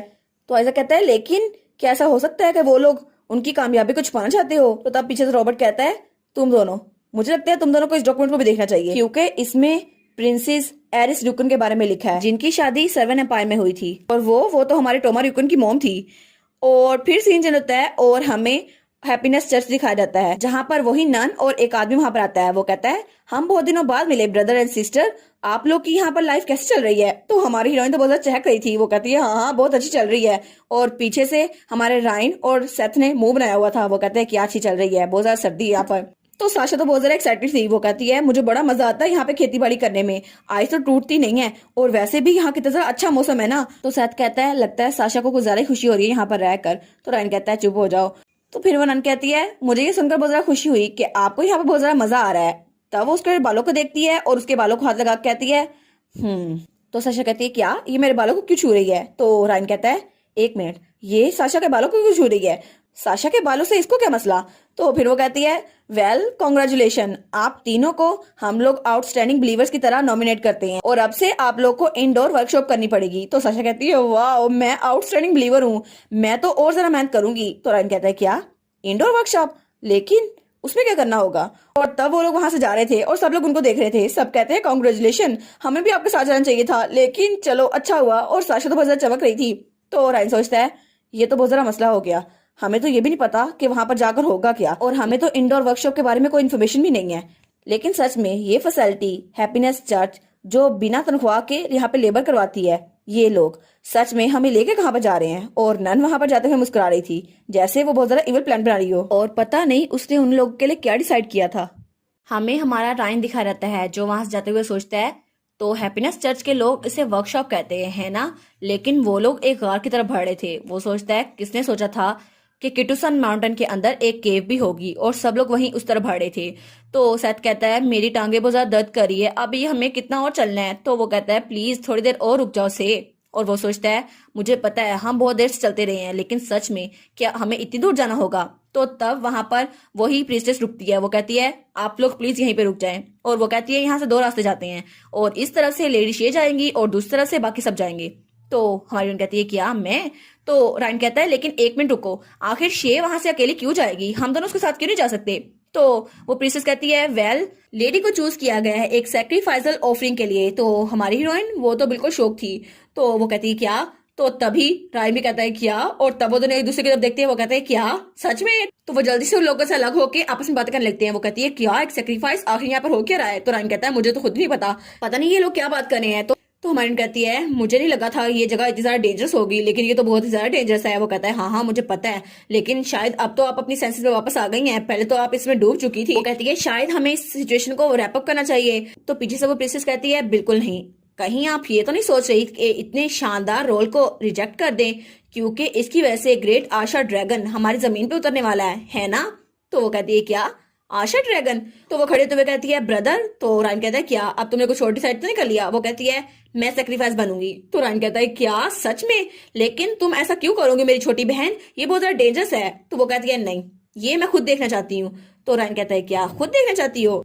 तो वो उसके कान के पास आकर कहता है सिस्टर इन लॉ आप ये क्यों कर रही हैं, आपको पता है ना कि आपकी सेफ्टी सबसे फर्स्ट आती है, ये बहुत ज्यादा डेंजरस लग रहा है। तो वो कहती है नहीं ये मैं खुद कर लूंगी। तो वो कहता है अच्छा ठीक है, तो फिर इसका मेस बना के आइएगा। वो कहती है हाँ मैं ऐसा ही करूंगी। और उसके बाद वो उस प्रिंसेस के पीछे वहां चली गई थी दूसरी तरफ। तो पीछे हमारा सेथ और हमारा रायन रह गया था। वो कहता है शेख क्या वो ठीक रहेगी एक सेक्रीफाइस बनकर। तो रायन कहता है हाँ बिल्कुल, वैसे भी ये सिर्फ गैस है, लेकिन हम लोग उसको बाहर के लिए छोड़ देते हैं, और वैसे भी उसमें यूनिक टैलेंट है कि वो प्रॉब्लम्स को सोल्व कर सकती है। और हमारी साशा तो बड़े आराम से वहां जा रही थी। तो सच कहता है क्या सच में तुम उसको यूज करने वाले हो, अगर तुमने उसको यूज करके पीछे छोड़ दिया तो मैं तुम्हें माफ नहीं करूंगा। वो कहता है हाँ मुझे पता है मैं ऐसा कुछ नहीं करने वाला, लेकिन मुझे पहले से पता है कि वो बहुत ज्यादा प्रीशियस है सबके लिए। और तब वो लोग वहां पहुंच चुके थे जहां उन्हें आना था। वो कहता है शायद सिस्टर सच में बहुत ज्यादा अमेजिंग है, लेकिन तभी वहां पर वो आदमी रुकता है, कहता है तुम लोग अंदर जाओ। तो तब वो लोग अंदर जाते हैं, वहां पर सब लोग काम कर रहे थे। तो वो कहते हैं अच्छा तो ये है वो वर्कशॉप जो स्पिरिट डिवोटी को दी जाती है। तो वहां पर कोई खुदाई कर रहा था, कोई कोयले डाल रहा था और कोई बॉम्ब बना रहा था। तो तब वो आदमी वहां कहता है सब लोग यहाँ पर फोकस करो, हमारे पास प्रोडक्शन कोटा खत्म करने के लिए टाइम नहीं है, इसलिए सब लोग काम पर वापस चले जाओ वरना तुम लोग को बाहर भेज दिया जाएगा। तो रायन सोचता है ये स्ट्रॉन्ग स्मेल ये तो सल्फर की है ना, तो शायद ये एक बॉम्ब फैक्ट्री है, लेकिन यहाँ पर बॉम्ब बनाया क्यों जा रहा है। तो सेथ उसने भी अपना नक बंद कर लिया था। वो कहता है ये लोग ये क्यों कर रहे हैं। तो वो आदमी कहता है ऑल राइट अब तुम लोगों को भी काम करना होगा, इसलिए इस बैरल की तरफ जाओ और इस कंटेंट को फिल करो। और वो वाक्य से कहता है ओए तुम लोगों की मूवमेंट थोड़ी स्लो है, जल्दी काम करो। तो सेथ कहता है कि ये सल्फर नहीं है, लेकिन सच में ये लोग कंट्री में कर क्या रहे हैं। तो वो कहता है मेरे पास भी इसको कहने के लिए कोई अल्फाज नहीं है, पता नहीं ये लोग क्या कर रहे हैं। तो तब सेथ कहता है तुम्हें नहीं लगता कि कोई भी ऑर्डिनरी कल्ट मेंबर ऐसा नहीं लग सकता, और वैसे भी इतने बड़े स्केल पर, ऐसा लगता है ये लोग या तो जंग की तैयारी कर रहे हैं या फिर स्मगलिंग की। तो वो कहता है हाँ शायद ये काफी होगा। मुझे लगता है शायद अब से ये इनफिल्ट्रेशन ऑपरेशन नहीं है, ये एक अरेस्ट ऑपरेशन है, इसलिए अब हमें इसका काम करना होगा। वो कहता है लेकिन तुम अकेले क्या करोगे, अब तो तुम्हारे पास कोई और भी नहीं है और यहाँ पे तो रूम यूजर भी हैं। वो कहता है हाँ हाँ, लेकिन मैंने पहले अपने लोगों से कह दिया था कि जब मैं उनको ऑर्डर दूं ना तो वो लोग माउंटेन के नीचे आ जाएं, और अभी तक तो वो कीटो माउंटेन आ भी गए होंगे। तो वो कहता है क्या कीटो माउंटेन? वो कहता है लेकिन फिर भी अगर मैं यहाँ से चला गया तो इस जगह पे थोड़ी कमोशन हो जाएगी, उसको तुम्हें संभालना होगा सेथ। और वो तो चमक रहा था। वो कहता है तो मुझे लगता है सारा काम आप संभाल लेंगे प्रिंस नासिर। तो नासिर कहता है क्या मैं संभालूंगा, कहीं तुम मुझे धोखा तो नहीं देने वाले? वो कहता है तुम्हारी हिम्मत कैसे हुई फेया फैमिली के हीर के साथ ऐसे बात करने की, क्या सच में तुम शुरू से ये प्लान कर रहे थे? वो कहता है नहीं नहीं, ये तो अचानक प्लान बन गया, आपको फिक्र करने की जरूरत नहीं है, वैसे भी मेरा प्रिंसिपल है सारे कार्ड्स को यूज करना, आप भी तो एक कार्ड ही हैं। तो तब सब लोग उनको देख रहे थे। वो कहते हैं क्या हो रहा है यहाँ पर? वो कहता है वैसे भी हमारी सेकंड शिया, उनको तो सेक्रीफाइस के लिए लेके जाया जा रहा है ना, तो अब मेरे पास सिर्फ तुम ही बचे हो। तो सच सोचता है ये अनोइंग ब्रैट ये मेरे साथ ऐसा क्यों कर रहा है। और दूसरी तरफ सीन चलता है और हमें सर आइजक और मिरी वहां जाते हुए दिखाई जाते हैं। तो मिरी कहता है सर आइजक क्या सच में जो इन डॉक्यूमेंट्स में लिखा है सच में सच है? तो आइजक कहता है पता नहीं, मुझे तो ये भी नहीं पता, लेकिन हिज मैजेस्टी लेट एम्प्रेस के साथ बहुत ज्यादा क्लोज थे और उनकी बहन की डेथ की वजह से उन पे बहुत ज्यादा असर पड़ा था, तो शायद वो इस बारे में कुछ जानते हों, लेकिन तब तो वो बहुत ज्यादा छोटे थे, और अगर इनमें से कोई भी चीज सच हुई फिर तो ये बहुत ज्यादा क्रूल टेर है दोनों के लिए, एम्पर के लिए भी और एग्जाइल प्रिंस सर्वेंट के लिए भी। और तब वो दरवाजा खोलता है और कहता है योर मैजेस्टी आपको हमसे बात करनी होगी, हमारे पास एक बहुत ज्यादा अर्जेंट मैटर है रिपोर्ट के लिए। लेकिन तब वो वहां पर देखती हैं तो ऑफिस पूरा का पूरा खाली था। तो वो दोनों कहते हैं क्या एम्पर यहाँ पर नहीं है? तो आइजक कहता है वहां देखो सही वो यहाँ पर नहीं है। तो मिरी अपने सर पे हाथ मारता है। वो कहता है देखा वो फिर से भाग गए। तब वहां पर एक पेज पड़ा हुआ था, तो मिरी उस पेज को पकड़ता है और उस पे लिखा था चूंकि मेरा भाई वो तो अनरिलायबल है, उसको तो कोई काम करना ही नहीं आता, तो मैं खुद जाऊंगा और अपनी वाइफ को ढूंढ के लाऊंगा। तो वो कहता है क्या अब एम्पर भी चले गए? और उस पे आगे लिखा था और अब चूंकि एक्टिव एम्पर मेरे इकलौते फादर इन लॉ हैं तो बाकी का काम उन पे छोड़ता हूँ, और अगर आपने ये सब कुछ ना किया तो जब मैं वापस आऊंगा ना तो आपको पनिश करूंगा, बस यही था।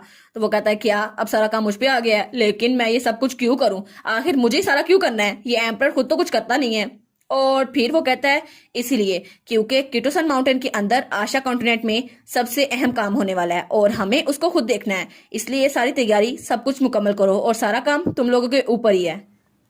और दूसरी तरफ हमें सेथ और रायन दिखा रहता है। सेथ कहता है क्या सच में सारे के सारे सोल्जर्स वो किटोसन के नीचे हैं? तो रायन कहता है हाँ बिल्कुल। तो वो कहता है लेकिन इस जगह पर ऊपर चढ़ने में हमें बहुत ज्यादा टाइम लग गया था, लेकिन कम से कम उनको कुछ दिन तो लग जाएंगे ना, ये तो बहुत ज्यादा मुश्किल होगा। तो रायन कहता है तुम्हें क्या लगता है कितने दिन लगेंगे? तो वो कहता है 2 दिन ऑफ कोर्स। तो तभी वहां पर धमाका होता है और रायन ने अपना मैजिक यूज किया था अपना रून। तो सब लोग वहां देखते हैं। वो कहते हैं यहाँ पर क्या हुआ? तो रायन उठता हुआ वहां जाता है और कहता है 1 घंटा, मेरे लिए तो बस 1 घंटा ही काफी है। और तब वहां पर कोई कहता है 1 मिनट रुको, अभी जो आदमी यहाँ से गया वो कौन था? ये तो एक रून यूजर था ना। तो वहां पर जो आदमी इनको गार्ड कर रहा था वो कहता है 1 मिनट रुको, सब लोग चुप हो जाओ, अपनी अपनी जगह पर चुप हो जाओ। और दूसरा कहता है प्लीज तुम लोग पैनिक ना करो, अपने काम पे ध्यान रखो, एक बिलीवर को डिस्टर्बेंस की वजह से थोड़ा काम है इसलिए वो यहाँ चला गया। लेकिन तभी सेथ उसको हिलाता है और कहता है ओए क्या थोड़ी देर के लिए मुझे तुम्हारे कपड़े मिल सकते हैं? वो कहता है क्या? तो तब वो उसके सर पे शोल मारता है और वो आदमी बेहोश हो गया था। वो सोचता है ये तो अच्छे से काम करता है जब मैं इसे मिमिक करता हूँ, क्योंकि मेरे साथ साशा ने भी तो यही किया था ना, तो सब लोग उसको देखते हैं। तो तब वो अपना माना यूज करता है और फिर से वो अडल्ट बन गया था। वो कहता है फैजा के लोगों सब लोग सुनो, ये जगह बहुत ज्यादा डेंजरस है, इसलिए तुम लोग को ये जगह छोड़ के अभी के अभी जाना होगा, अगर तुम लोग को जिंदा रहना है तो प्लीज मेरी बात सुन लो। तो सब लोग कहते हैं क्या आपकी बात? और दूसरी तरफ हमें वही प्रीसेस दिखाई जाती हैं जो कहती हैं प्लीज आप इस तरफ आएं। और वहां पर एक बात हाउस था, तो वो कहती हैं हमें आल्टर जाने से पहले यहाँ पर आपके कपड़े चेंज करवाने होंगे। तो हमारी कहती है क्या, लेकिन ये करना जरूरी है? वो कहती है हाँ हाँ बिल्कुल, आपके कपड़े बहुत ज्यादा गंदे हो गए ना इसलिए। तो हमारी कहती है फिर भी। तो वो कहती है प्लीज आप थोड़ा स्टिल रहिए। तो तब वहां पर बहुत ज्यादा धमाका होता है क्योंकि हमारा रायन वहां चला गया था। तो वो प्रिंसेस कहती है क्या? तो हमारी कहती है ओ ये तो रून मैजिक था है ना, ऐसा लगता है रायन ने अपने विंड मैजिक को यूज किया है, क्या ये सर रायन ही थे? तो वहां से मेन प्रिंस जाते हुए कहती है मैं शोर का पता लगाती हूँ, तुम लोग बाकी का काम करो। तो बाकी प्रिंस कहती है जी जी बिल्कुल हम समझ गए। और तब वो हमारी साशा को आगे लेके आते हैं। वो कहती है ठीक है तो क्या अब आप नहाने के लिए तैयार है? तो साशा कहती है क्या? वो कहती है 1 मिनट रुको, क्या नहाने के बाद कपड़े चेंज करना जरूरी है ना? तो ये मैं खुद कर लूंगी। वो कहती है नहीं नहीं हम आपको असिस्ट करेंगे। तो वो कहती है तुम्हें पता नहीं है आशा ड्रैगन अपने सेक्रीफाइस के लिए कितनी तरह पोसेसिव है? तो वो कहती है क्या? पोजेसिव? तो हमारी हीरोइन कहती है हाँ बिल्कुल, उसको बहुत ज्यादा जेलसी होती है, स्पेशली जब उसकी ऑफरिंग के साथ कुछ छेड़छाड़ की जाए, इसलिए अगर तुमने उसकी ऑफरिंग को टच किया तो शायद तुम्हें कर्ज लग जाए। तो वो बहुत ज्यादा डरावनी लग रही थी, तो वो दोनों बहुत ज्यादा डर जाती है। वो कहती है ठीक है हम बाहर रुकती हैं। तो वो वहां से बाहर निकल गई थी। तो हमारी हीरोइन कहती है ये तो बड़ा ईजी था, बस इनको डराना था। तो तब वो वहां बैठते हुए सोचती है क्या सच में, मुझे तो लगा था मैं पकड़ी जाऊंगी, लेकिन वो सोचती है ये जगह ये तो बहुत ज्यादा छोटी है, यहाँ पर तो सिर्फ एक बाथटब है और उसके अलावा कुछ भी नहीं है, तो शायद ये जगह सिर्फ बात के लिए इस्तेमाल की गई है और सिर्फ अभी बनाई गई है, चलो मुझे कपड़े भी तो चेंज करने हैं। तब वो वहां ड्रेस को देखती है, वो कहती है क्या? तो तब वो उन मेड्स के पास आती है, कहती है एक्सक्यूज मी। तो वो कहती है क्या क्या हुआ? तो हमारी कहती है क्या सच में यही है वो ड्रेस जिसे मुझे पहनना है? तो वो कहती है जी बिल्कुल, ये सेरेमोनियल गारमेंट है, इसको स्पेशली सेक्रेट रिचुअल के लिए तैयार किया गया है। तो हमारी कहती है क्या मुझे ये पहनना होगा? लेकिन ये तो बहुत ज्यादा ऑकवर्ड है। और दूसरी तरफ हमें एक जगह दिखाई जाती है जहां पर अगरबत्ती का धुआं निकल रहा था और वहां पर बहुत सारे लोग थे। तो वो कहता है यही है वो जगह जहां पे कॉन्वेंट ऑफ द बिगनिंग होने वाली है, और वहां पर हमारा टोमा पहुंच चुका था। तो उसके पीछे वाला आदमी कहता है मिस्टर टोमा र्यूकन, हम आपको ऑल्टर में ले आए हैं, यहाँ पर आशा ड्रैगन के लिए एक सेक्रीफाइस दी जाएगी जिसकी वजह से आशा ड्रैगन यहाँ पर आएगा, और आप बहुत लकी है कि आपको अच्छी जगह से ये देखने को मिल रहा है। वैसे भी हर साल जो इस चीज को अटेंड करते हैं वो चाहते हैं हर बार यहाँ पर आए। तो वो कहता है अच्छा, तो ये लोग डिसेंट सेरेमनी की बात कर रहे थे। तो ऐसा लगता है हाई ऑफिशियल फैजा के सब लोग इस चीज को जानते हैं लेकिन फिर भी इसके साथ डिससेटिस्फाई नहीं है। तो वो सोचता है मुझे इस अपॉर्चुनिटी को यूज करना चाहिए ताकि मेरे कनेक्शन हो जाए उन लोगों के साथ। तो वो कहता है लेकिन फिर भी साशा, मैं उसे अपने दिमाग से निकाल ही नहीं पा रहा, उसके एक्सप्रेशन, वो तो बिल्कुल डिसअपॉइंट हो गई थी मुझसे। अगर उसके एक्सप्रेशन चेंज ना हुए और वो मेरे बारे में गलत सोच रही हो, लेकिन क्या मैं दोबारा उससे मिल पाऊंगा? लेकिन अगर मैं उससे दोबारा मिल पाया तो क्या वो मुझ पर यकीन करेगी? क्योंकि वो फैजा वार हीरो की बेटी है, वो तो मुझसे नफरत करेगी ना और मुझे अपोज करेगी, वो कभी भी मेरे साथ नहीं होगी। और सिर्फ यही एक चीज, मैं सिंपली इसको निग्लेक्ट नहीं कर सकता। लेकिन तभी उसे कोई बुलाता है यूजिन। तो तब उसके पीछे कोई खड़ा था, वो कहता है क्या सच में तुम उस लड़की की वजह से अंधे हो गए हो कि अपनी माँ को भूल गए हो? तो वो कहता है क्या? तो वो पीछे मुड़ के देखता है तो वहां पर कोई नहीं था। वो कहता है यहाँ पर तो कोई था ना? तो वो आदमी कहता है मिस्टर टोमा क्या हुआ? वो कहता है क्या आप ठीक तो हैं? तो यूजिन बहुत ज्यादा घबरा गया था। वो कहता है मुझे लगा था अभी यहाँ पीछे कोई था लेकिन यहाँ पर कोई नहीं था। तो तब उसका साथी कहता है जी आल्टर बहुत ज्यादा सेक्रेट है ना, इसलिए लोगों को लगता है कि यहाँ पर कुछ है, लेकिन ऐसा कुछ भी नहीं है, एनर्जी यहाँ पे गैदर होती रहती है। तो तभी वो वहां पर देखता है तो वहां पर हमारी हीरोइन कुछ मेट्स के आगे चलती हुई आ रही थी। वो कहता है क्या? तो हमारी हीरोइन ने वही ड्रेस पहना हुआ था और वो थोड़ी सैड लग रही थी। तो हमारा हीरो कहता है क्या ये यहाँ पर क्या कर रही है? तो वो आदमी कहता है हर साल एक लाल बालों वाली लड़की का सेक्रीफाइस किया जाता है ड्रैगन के लिए ताकि आशा ड्रैगन यहाँ पर आ सके। तो वो कहता है लेकिन आखिर साशा को यहाँ पर क्यों होना था और इस मीनार में ये यहाँ पर रुक क्यों गई? तो साशा तब उस आल्टर की तरफ बढ़ रही थी और तब वो वहां पर बैठ रही थी। तो सब लोग कहते हैं प्लीज आप जल्दी करें। तो हमारी कहती है जी जी मैं समझ गई। और तब वो उस पर बैठने लगती है तो उसका ड्रेस कुछ ज्यादा रिवीलिंग था। तो तब टोमा सोचता है आखिर ये यहाँ पर है क्यों और इसने इस तरह के कपड़े क्यों पहने हुए हैं? क्या ये सच में इस आउटफिट में यहाँ घूमने वाली है? लेकिन क्या सच में इसकी सेक्रीफाइस होने वाली है? लेकिन ऐसा क्यों है? और वो तो हमारी हीरोइन से ज्यादा ब्लश कर रहा था।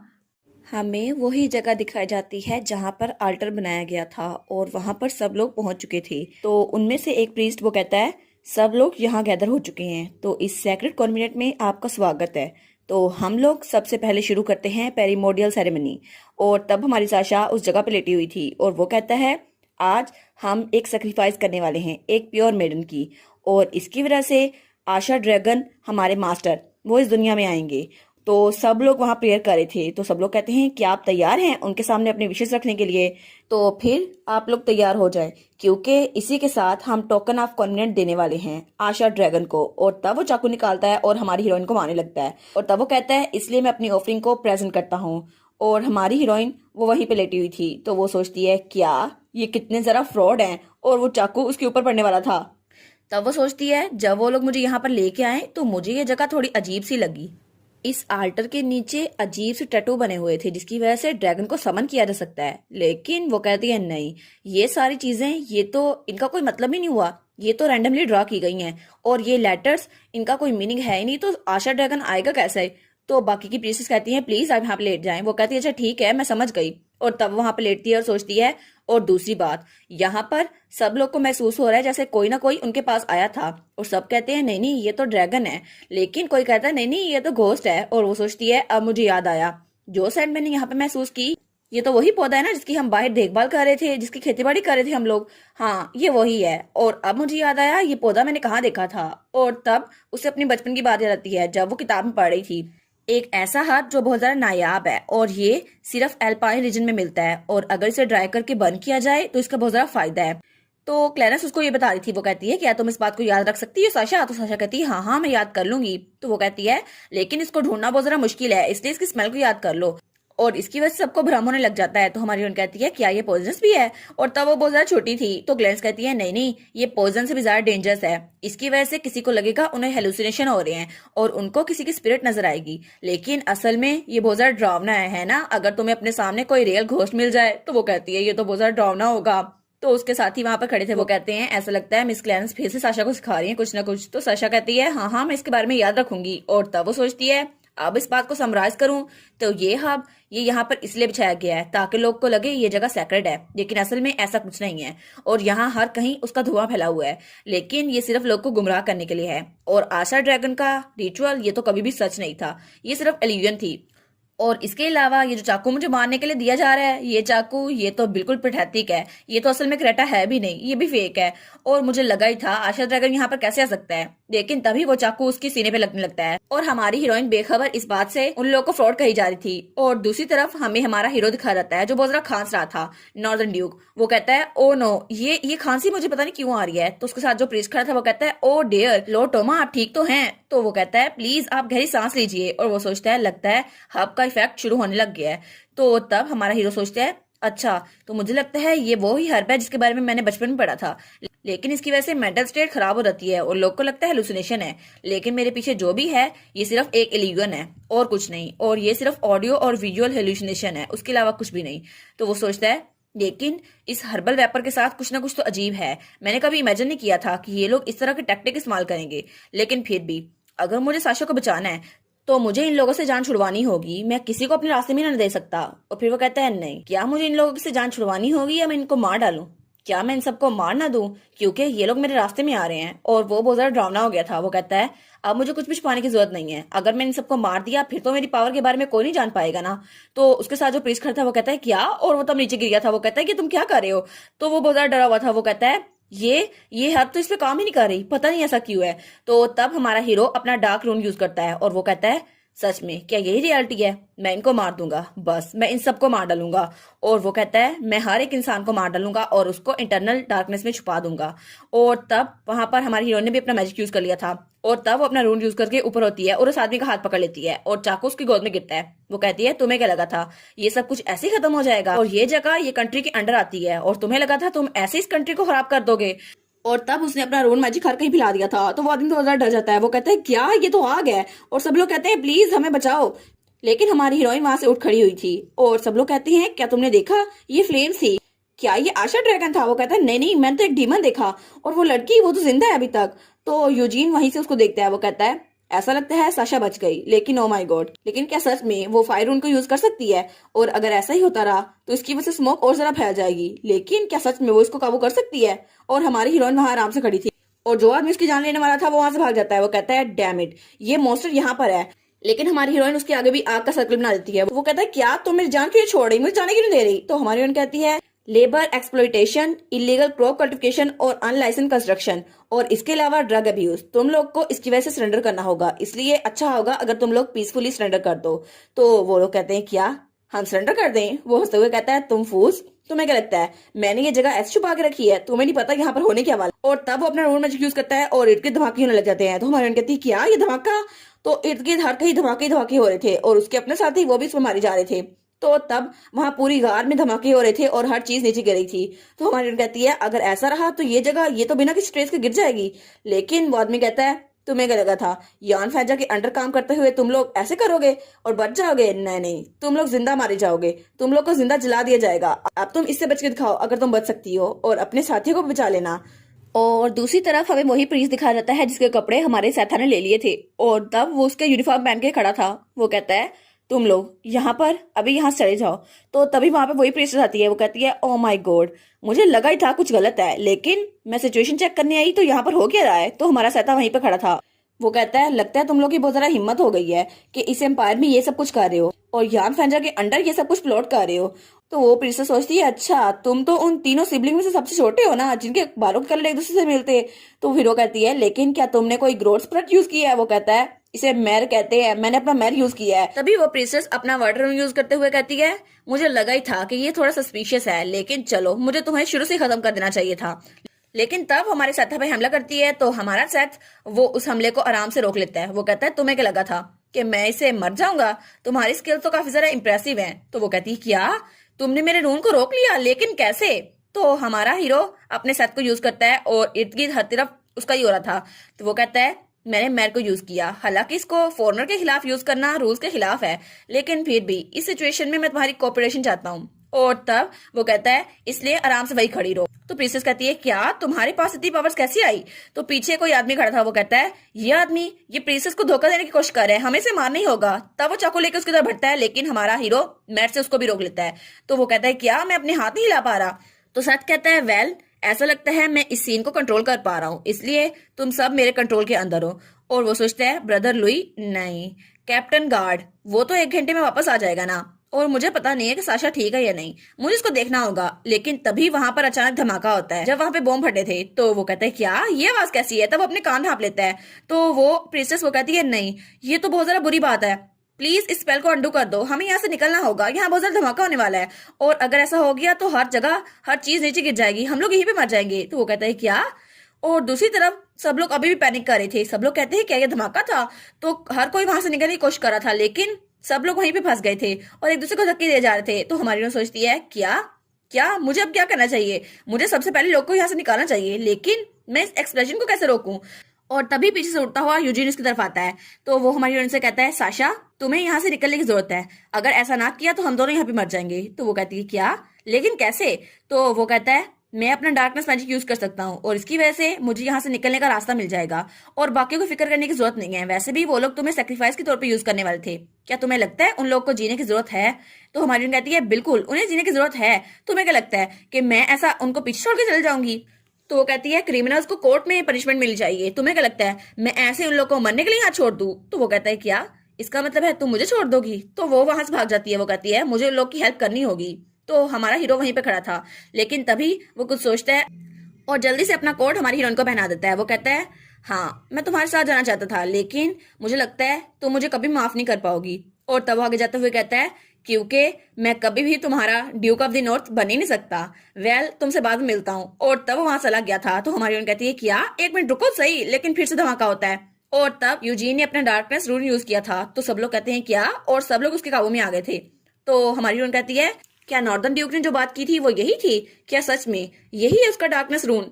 ऐसा हुआ फिर तो आसानी हो जाएगी। और तब वो वहां पर देखती है और अपने कोट को पकड़ती है और चिल्लाते हुए कहती है सब लोग प्लीज मेरे पीछे आओ, सिचुएशन को अंडर कंट्रोल रखना होगा। और वो सबको अपने पीछे लेके आ रही थी और उसको वो रास्ता याद था, तो सबको निकाल के वहां से ले जाती है। वो सोचती है ये कार ये तो बहुत जल्दी कोलैप्स होने वाली है, इसलिए हमें यहाँ से निकलना होगा। लेकिन तभी उसके साथ एक धमाका होता है और वो उसके अंडर आने लगती है। लेकिन तभी वहां पर हमारा हीरो रायन आ जाता है, उसका ब्रदर इन लॉ। वो उसको बचा लेता है। वो कहता है सिस्टर इन लॉ मैं तो ऑलमोस्ट लेट हो ही गया था, लेकिन अच्छा हुआ कि आप बच गई हैं, क्या ऐसा नहीं था? तो वो खुश रहती है। वो कहती है सर रायन। तो वो कहता है बाकी सबको बाहर निकालो और बाकी के आधे मेरे पीछे आओ। तो सब लोग कहते हैं जी कैप्टन, और उसके साथ भी वहां पर आ गए थे। तो हमारी कहती है लेकिन हमें सबसे पहले सेथ को ढूंढना होगा, क्या तुमने उसको अकेले छोड़ दिया? वो कहता है हाँ ये तो लंबी कहानी है ना, लेकिन हम उसको ढूंढ लेंगे। तो तब हमारी कहती है लेकिन कैसे? तो उसको सब कुछ बताता है, लेकिन आधी कहानी अपने में मिला के। तो हमारी कहती है चलो छोड़ो इस बात को, लेकिन क्या ये स्मेल सल्फर की है? क्या ऐसा सकता है कि यहाँ पे बॉम्ब बनते हैं? लेकिन तभी वो दरवाजा खोलती है तो वहां पर वो जो देखती है वो शोको रहती है। वो कहती है ये क्या हो रहा है यहाँ पर? और वो प्रीस्टेस हमारे सेथ को ठीक कर रही थी, तो उसका मैर वो हवा में झूल रहा था। वो कहती है सेता तुम्हें क्या हुआ? आखिर ये तुम्हारी हालत ऐसे कैसे हो गई?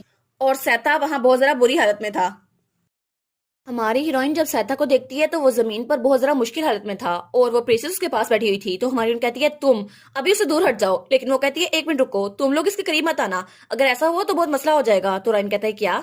और जब वो सिचुएशन को देखता है तो वहां पर हर कहीं उसका मैरी था और उसने अपने मैजिक सर्कल वहां लगाए हुए थे। वो कहता है ये सिचुएशन यहाँ पे हर कहीं मैजिक सर्कल क्यों है? क्या ये मैर के बने हुए हैं? तो वो प्रिंसेस कहती है जी बिल्कुल ऐसा ही है, यहाँ पर अचानक धमाके होना शुरू हो गए और उसकी वजह से ये डिवाइसेस एक्टिवेट हो गई। लेकिन जब सब लोग पैनिक कर रहे थे और सबको लगा था ये सब कुछ खत्म हो जाएगा और हम लोग मर जाएंगे, लेकिन तभी मैंने उसको कहा हमें छोड़ दे और हम यहाँ से भागना होगा। लेकिन उसने अपना मैर एक्टिवेट किया और हर कहीं मैजिक सर्कल बन गए और उसके बाद उसने सबको बचा लिया, लेकिन उसने कहा कोई भी किसी चीज को टच ना करे और ऐसे करने से टाइम स्टॉप हो जाएगा, लेकिन उसकी हालत खुद बिगड़ गई। तब हमारी हीरोइन उसके पास आती है, वो कहती है प्लीज तुम ठीक तो हो ना सहता? तो वो कहता है हाँ ये महर है, लेकिन मुझे लगता है मैंने कुछ ज्यादा ही कर दिया है और ये ज्यादा देर तक टिक नहीं पाएगा। तो रायन कहता है हमें इस जगह को छोड़ के जाना ही होगा, सब लोग यहाँ से निकलो। तो सब लोग वहां जा रहे थे, तो हमारी हीरोइन कहती है मैं चेक करती हूँ कोई पीछे ना रह जाए। तो तब वो प्रिंस कहती है ठीक है मैं भी आपकी हेल्प करूंगी बिलीवर को कंट्रोल करने में। तो वो लोग उसकी तरफ देखते हैं, वो कहते हैं क्या अब मैं इतनी भी शेमलेस नहीं हूँ कि आप लोग की हेल्प ना कर सकूं। तो तभी वहां पर धमाका होता है, लेकिन रायन उसको रोक लेता है। तो वो कहता है सिस्टर इन लॉ अगर कोई नहीं बचा तो हम लोग यहाँ से निकल जाए, मेरी पावर थोड़ी रह गई है। तो वो कहती है हाँ हाँ लेकिन मुझे हर कॉर्नर को चेक करना होगा। लेकिन तभी वो रुकती है, वो कहती है एक मिनट, एक जगह तो रह ही गई, कुछ लोग वहां पर हैं। तो वो कहता है क्या, कौन सी जगह?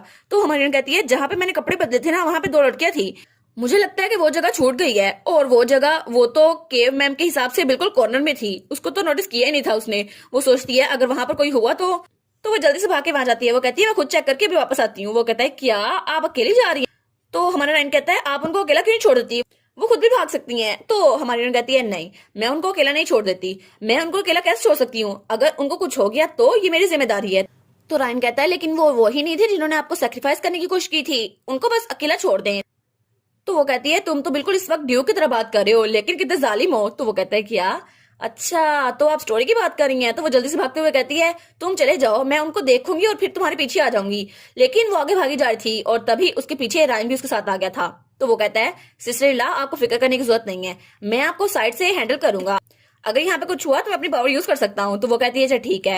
तो वो कहता है चले हम लोग अपनी फुल स्पीड पे जाएंगे, मैं आपको कवर करूंगा। और तभी वहां पर धमाका होता है, लेकिन रायन उसको संभाल लेता है और हमारी हीरोइन बहुत तेज से आगे जा रही थी और तब उस रूम में पहुंचती है। वो कहती है देखा यही है वो रूम, लेकिन वो रूम पूरा का पूरा खाली था। वो कहती है ऐसा लगता है वो लोग यहाँ से जल्दी निकल गए। वो कहता है चलो अच्छा हुआ, कम से कम वो निकल तो गए। तो तब वो तो बिल्कुल पत्थर का बन गया था। वो कहता है मैंने अपनी सारी स्ट्रेंथ यूज कर ली है, अब मेरे पास कोई पावर नहीं बची। वो कहती है क्या? तो वो वहां पे बेहोश हो रहता है। वो कहती है आखिर तुम अचानक इतने वीक कैसे बन गए? वो कहता है मैंने इतना काम किया, अब ये तो अनफेयर है ना। वो सोचती है अब मुझे क्या करना चाहिए, मेरे पास तो इतनी पावर भी नहीं है कि एक इंसान को अपने कंधे पे लेके जाऊं, लेकिन मुझे यहाँ से निकलना होगा। तभी वहां पे फिर से धमाका होता है।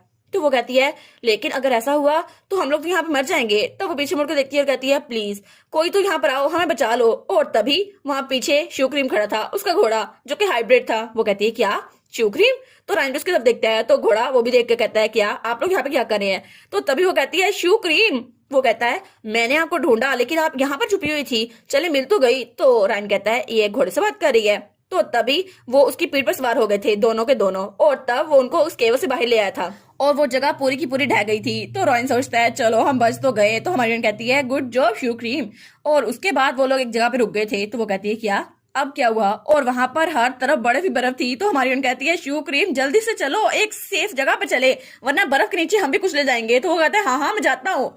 और उसके बाद वो लोग एक सेफ जगह पे पहुंच गए थे। तो हमारी कहती है जो सेफ जगह तुमने चुनी है वो ये है। और चर्च ऑफ हैप्पीनेस का मीनार पूरी तरह बरीड हो गया था और वहां पर सिर्फ एक घर बचा था। तो शुक्रीम कहता है आप तो हमेशा ट्रबल काज करती हैं मास्टर, हालांकि मैंने आपको बचा भी लिया। तो वो कहती है अच्छा ठीक है ये अच्छा नहीं है, सारे के सारे घर तो बर्फ के अंदर दफन हो गए हैं, बस यही बचा है, इसलिए हमारा बेस्ट ऑप्शन यही है।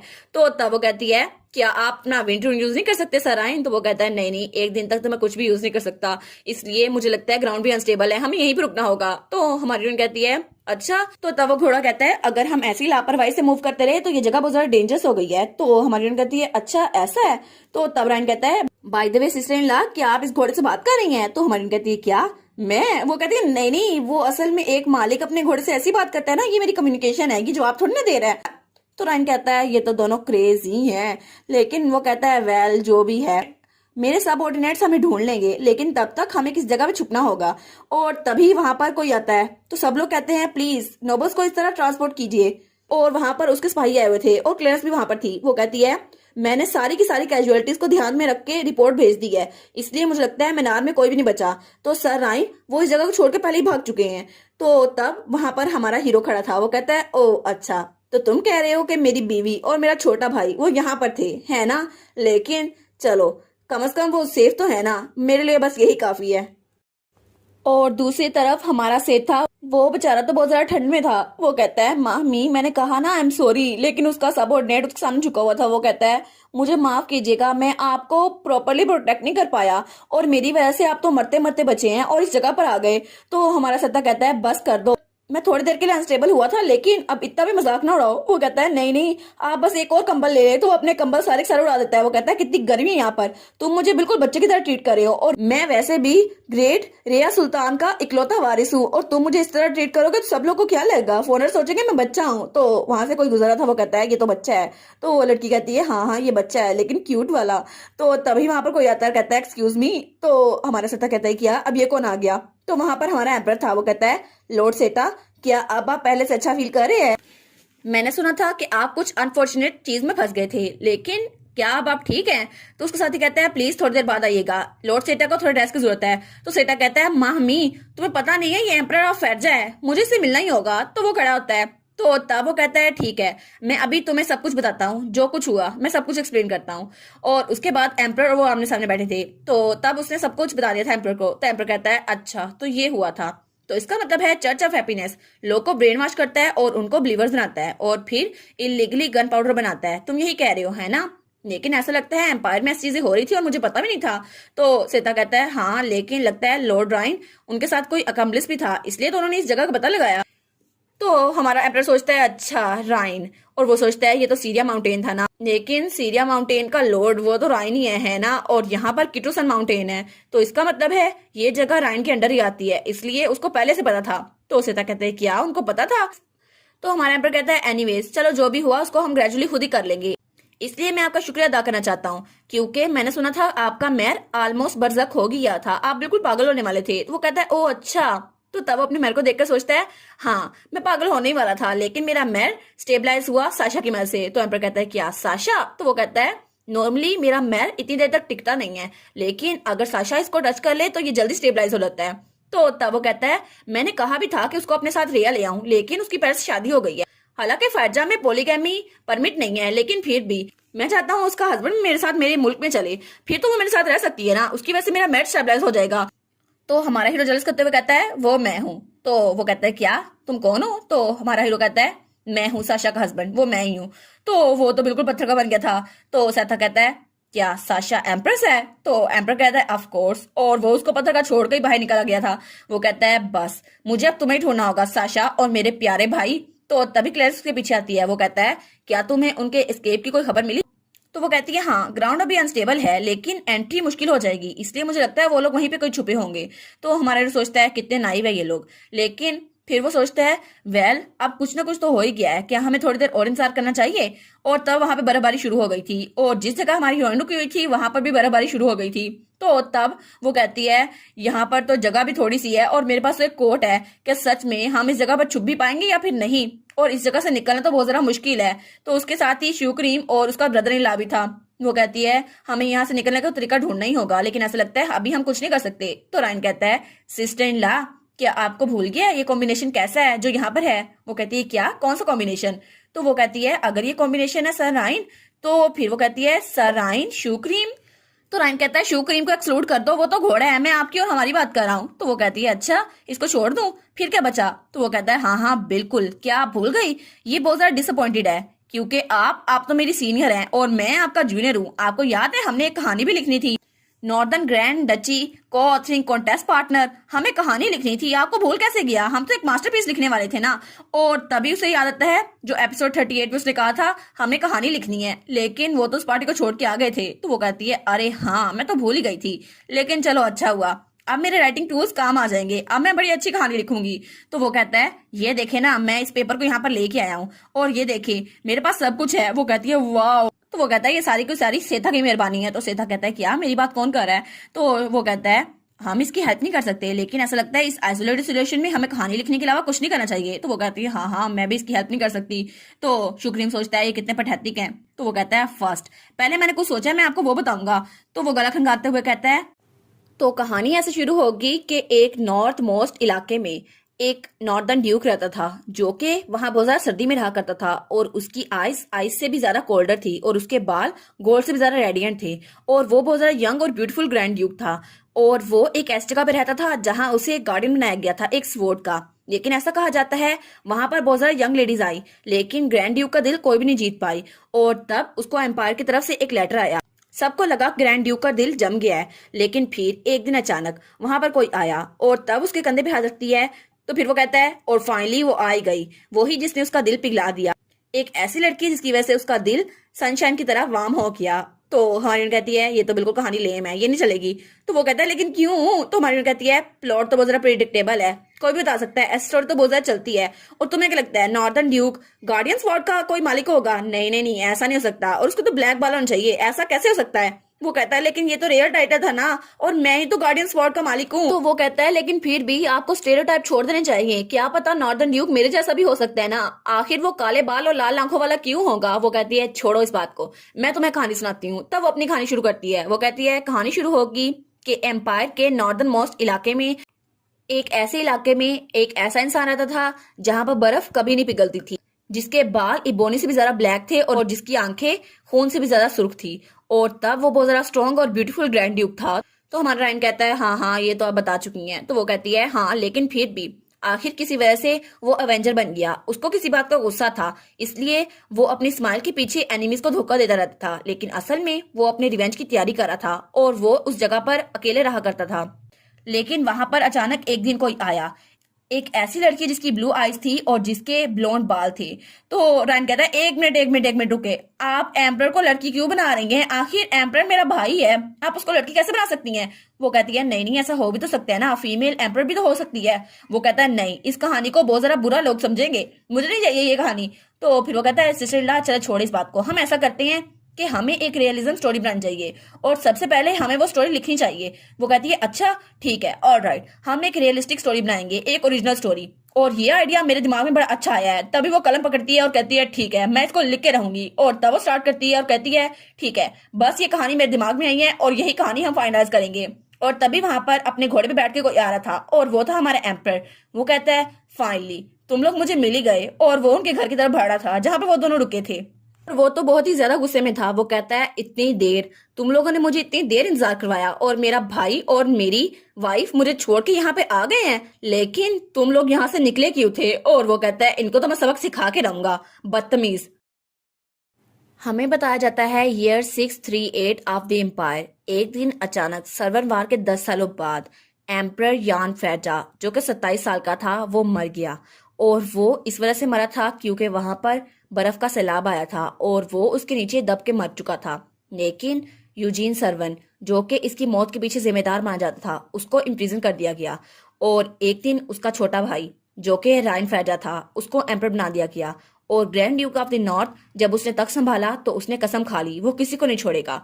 लेकिन तब उसको बहुत ज्यादा इनामात मिले, अपने भाई की विरासत, वो पूरी सल्तनत, और एक और चीज। और वहां पर हमारी हीरोइन बैठी थी सिलिसिया मैजरिन, और हालांकि उसको अपनी brother in law the empress भी मिली, और वो उसके पास आता है कहता है अब तो आप मेरे साथ हैं एम्प्रेस, अब आपको मेरी बीवी बन के रहना होगा। तो सिलिसिया मुंह पीछे करती है। वो कहती है नहीं तुम्हें ऐसा नहीं करना चाहिए, आखिर तुम अपने मरे हुए भाई को आफ्टर लाइफ में मुंह कैसे दिखाओगे? तो वो कहता है सिस्टर इन लॉ जब मैंने आपको पहली बार देखा था मैं तब से आपको पसंद करने लग गया था, लेकिन मुझ में कभी हिम्मत नहीं हुई। लेकिन असल में ये कहानी ये तो फर्जी थी, और हमारा एम्पर वो ये कहानी पढ़ा था, वो बहुत ज्यादा गुस्से में आ गया था। वो कहता है जब मैं तुम लोग को रेस्क्यू करने के लिए यहाँ पर आ रहा था तुम लोग ये बगावत प्लॉट कर रहे थे, और वो बड़ा ही जरा गुस्से में था, और उसके सामने हमारी सिलिसिया और राइन हाथ ऊपर किए हुए बैठे हुए थे। वो कहते हैं हमें माफ कर दें। तो हमारा हीरो कहता है तुम लोग मुझे एक्सप्लेनेशन दोगे भी या नहीं? तो राइन कहता है भाई ये तो सिर्फ एक गलत फहमी थी, असल में हम कुछ ऐसा प्लॉट नहीं कर रहे थे, और मैंने तो सुजेस्ट किया था हम कंट्री का नाम भी चेंज कर लें, लेकिन सिस्टर इन लॉ ने कहा नहीं नहीं नहीं, लेडी मैजर ने कहा हम ऐसा ना करें। तो हमारी हीरोइन कहती है फ्रीडम ऑफ क्रिएशन हर किसी के पास होती है और आप हमें इस चीज से रोक नहीं सकते। तो वो कहता है क्या? तो राइन और एम्पर उसकी तरफ देखते हैं। वो कहते हैं क्या फ्रीडम ऑफ चॉइस? तो राइन कहता है ब्रदर आप मुझे छोड़ देंगे ना, मैंने ये सब कुछ नहीं लिखा। तो वो कहता है नहीं तुम्हें बिल्कुल नहीं छोड़ूंगा मैं। और फिर वो कहता है अगर तुम साशा को यहाँ पर लेके ना आते तो ये सब कुछ ना होता, क्या तुम्हें पता भी है ये सब कुछ तुम्हारी वजह से हुआ है? तो राइन कहता है जी जी मुझे पता है। तो फिर वो कहता है ठीक है अब मुझे जवाब दो राइन डी फैजा, तुम मुझे बताओ कि क्या तुम्हें सच में इस मीनार के बारे में कुछ नहीं पता था? तो हमारी कहती है क्या इसको पहले से पता था? और शू क्रीम और हमारी सिलिसिया वहीं पे बैठे थे। तो राइन कहता है असल में नहीं नहीं मुझे पता था यहाँ पे चर्च ऑफ हैप्पीनेस है, लेकिन इसके अलावा मुझे कुछ नहीं पता था, और मुझे पता था यहाँ पे सस्पिशियस एक्टिविटीज हो रही हैं, लेकिन मैंने इंटेंशनली आपको अकेला नहीं छोड़ा, और अगर मैं कोई सबूत ले आता फिर तो मैं आपको पकड़वा सकता था ना, लेकिन मेरे सबूतों की वजह से आप लोग उनको पकड़ पाए हो, और अगर ऐसा ना होता फिर तो बड़ी मुश्किल हो जानी थी ना। अब तो मेरा यकीन कर लें, अब तो हम लोग ठीक रह सकते हैं। लेकिन हमारा राइन और हमारी सिलीसिया उसको वहां बांध के पीछे चले गए थे। तो वो कहता है क्या मुझे यहाँ पे क्यों बांधा हुआ है? ब्रदर नहीं, मेरा मतलब है योर मैजेस्टी, मुझे तो अपने साथ ले जाएं। तो एम्पर कहता है तुम खुद ही वापस आ जाना, जब मीनार और केव दोनों का काम खत्म हो गया ना तो खुद ही वापस आ जाना। वो कहता है लेकिन भाई, और एम्पर उसकी बातें सुनता। और इसके बाद हिज मैजेस्टी एम्पर और मैं अकेले वापस आ गए माउंटेन के फुट पर, और सब लोग उनके पास आए थे और क्लेयर्स बहुत ज्यादा खुश थी। तो रायन कहता है लेकिन फिर भी मुझे तो मीनार में अकेला छोड़ दिया, और मुझे तो सफर करने के लिए वहां छोड़ा था, हालांकि मैं सफर करना डिजर्व नहीं करता था। सिस्टर इल्लाह आप तो रोक लेती। लेकिन हमारी सिलीसिया जल्दी से सेट के पास जाती है। वो कहती है चलो तुम ठीक तो हो। तो पीछे से एम्पर रहता है, वो कहता है थोड़े से अच्छे कपड़े पहन लो और इन कपड़ों को बदल लो, और वैसे भी कुछ अच्छे नहीं है। तो वो अपने कोट को देखती है तो वो सोचती है अरे हाँ ये कोट ये तो मुझे यूजीन ने दिया था। तभी वो बगी में बैठने लगती है और क्लेयर्स उसको बाय करती है, और तब वो बगी में बैठ के वहां से जा रही थी। वो कहती है चर्च ऑफ हैप्पीनेस का इंसिडेंट बहुत ज्यादा कॉम्प्लेक्स केस था, इसकी वजह से वहां बहुत ज्यादा इन्वेस्टिगेशन हुई, लेकिन वो जल्दी रिजोल्व हो गया।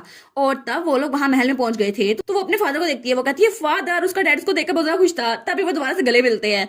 तो फिर वो कहती है लेकिन फिर भी उसकी वजह से फैजा एम्पायर के नोबल्स भी उसमें इन्वॉल्व थे, और इसकी वजह से इसको कॉन्फिडेंशियली हैंडल किया गया और ये रिजोल्व हो गया क्वाइटली। लेकिन पीछे से वो दोनों फिर से लड़ रहे थे, दोनों बाप बेटी। तो हमारा एम्पर कहता है बाकी का काम तुम लोग संभालो। तो मेरी भी उसके सामने बैठा। तो हमारी कहती है लेकिन कुछ दिनों बाद उन लोग को सच का पता चला और सारे इंसिडेंट की डिटेल हमने बता दी। चर्च ऑफ हैप्पीनेस सिर्फ इसलिए बनाया गया क्योंकि एम्पर ने ड्यूक, डचिस, बैरन सबके नाम खारिज कर दिए थे, और इसकी वजह से वो एम्पर को बहुत ज्यादा बुरा समझते थे। इस वजह से उन्होंने मीडिया को यूज किया ताकि एम्पर की रेपुटेशन को खराब कर सके, और नेबरिंग कंट्री को भी इलीगल वेपन्स सप्लाई किए। लेकिन उसकी वजह से नेशन की पावर पे बहुत ज्यादा फर्क पड़ा और ये बहुत ज्यादा कमजोर हो गई। लेकिन इसी इन्फॉर्मेशन की वजह से कल्ट लीडर उसको अरेस्ट कर लिया गया, और मैंने सुना था कि उसमें मेंटल डैमेज भी हुआ था रून ऑफ डार्कनेस की वजह से। लेकिन ऐसा समझा जाता है वो मेंटल कैपेसिटी की वजह से किया गया था, और फिर वो लोग बाहर निकल आए थे। और वो सोचती है मुझे लगता है ये सब कुछ ड्यूक नहीं यूजीन सर्वन ने किया होगा, लेकिन फिर भी वो सर्वन एम्पेरियल फैमिली का इकलौता वारिस है, और मुझे लगता है वो माइंड्स को डिस्ट्रॉय कर सकता है, लेकिन उसने नहीं किया। क्या सच में वो फैजा का एनिमी है भी या नहीं?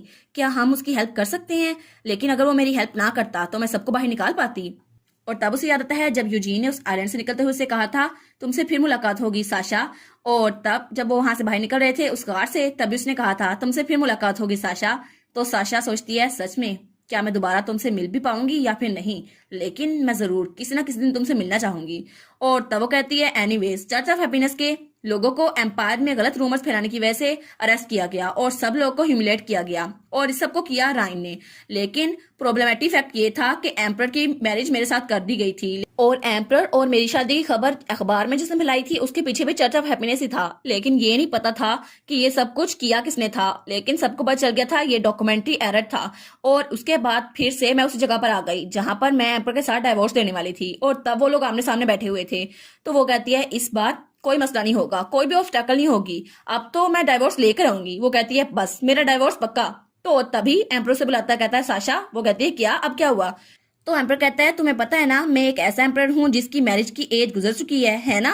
तो वो कहती है हाँ ये बात तो सच है। तो वो कहता है लेकिन तुम्हारी वजह से मुझे पता चला कि नेबरिंग कंट्रीज वो मुझ पर कितना ज्यादा प्रेशर डाल रहे थे। तो हमारी कहती है अब ये क्या बातें करने लग गया है, ये इस बात से ताल्लुक क्या है, हमें तो डाइवोर्स लेनी थी ना। तो मेरी कहता है सर आप क्या बात कर रहे हैं? तो वो कहता है साशा तुम्हें क्या लगता है एक एम्प्रेस की क्वालिटीज क्या होती हैं? वो कहती है वेल क्या उसकी क्वालिटीज ये नहीं होगी कि वो अपने पीपल के लिए बहुत ज्यादा फिक्र करती होगी और उसकी एबिलिटी यही होनी चाहिए? तो एम्पर कहता है हाँ बिल्कुल यही होना चाहिए, और वैसे भी उसके पास अपने आप को प्रोटेक्ट करने की स्ट्रेंथ होनी चाहिए, और उसके साथ जो भी लोग हो वो उनकी साइड ले और लोगों को प्रोटेक्ट करे और अपनी जान की परवाह ना करे। तो वो कहती है हाँ बिल्कुल ऐसा ही होना चाहिए। वो कहता है और बहुत ज्यादा प्रॉब्लमेटिक हो जाएगा ना अगर उसके मैटरनल रिलेटिव बहुत ज्यादा पावरफुल हुए।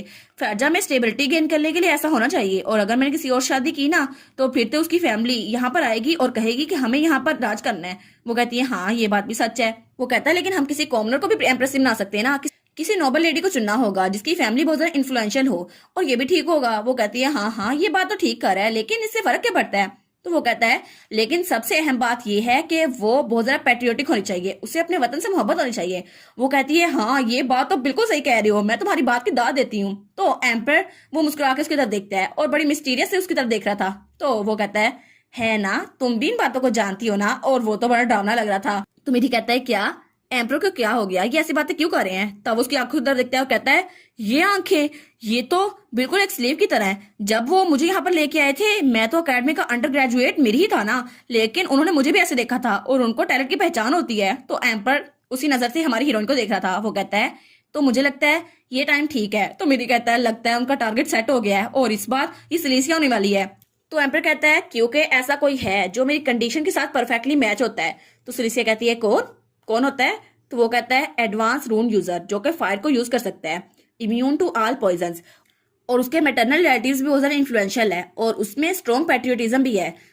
तो मेरी कहता है कि योर मैजेस्टी ये तो एम्पर उस क्रिस्टल को तबाह करते हुए कहता है इसलिए मैंने डिसाइड किया है मैं तुम्हें डिवोर्स नहीं दूंगा और अब से तुम मेरे साथ ही रहोगी। तो और वैसे भी लेडी के पिछले एक्शन को देखते हुए मुझे लगता है कि मुझे तुमसे ज्यादा क्वालिफिकेशन वाली लड़की कभी नहीं मिल सकती और एम्प्रेस के लिए तुम ही सबसे अच्छी लड़की हो और फैजा के फ्यूचर के लिए आपसे सिलेसिया मैजरिन मैं तुम्हें एम्प्रेस चुनता हूँ। तो मेरी कहता है क्या?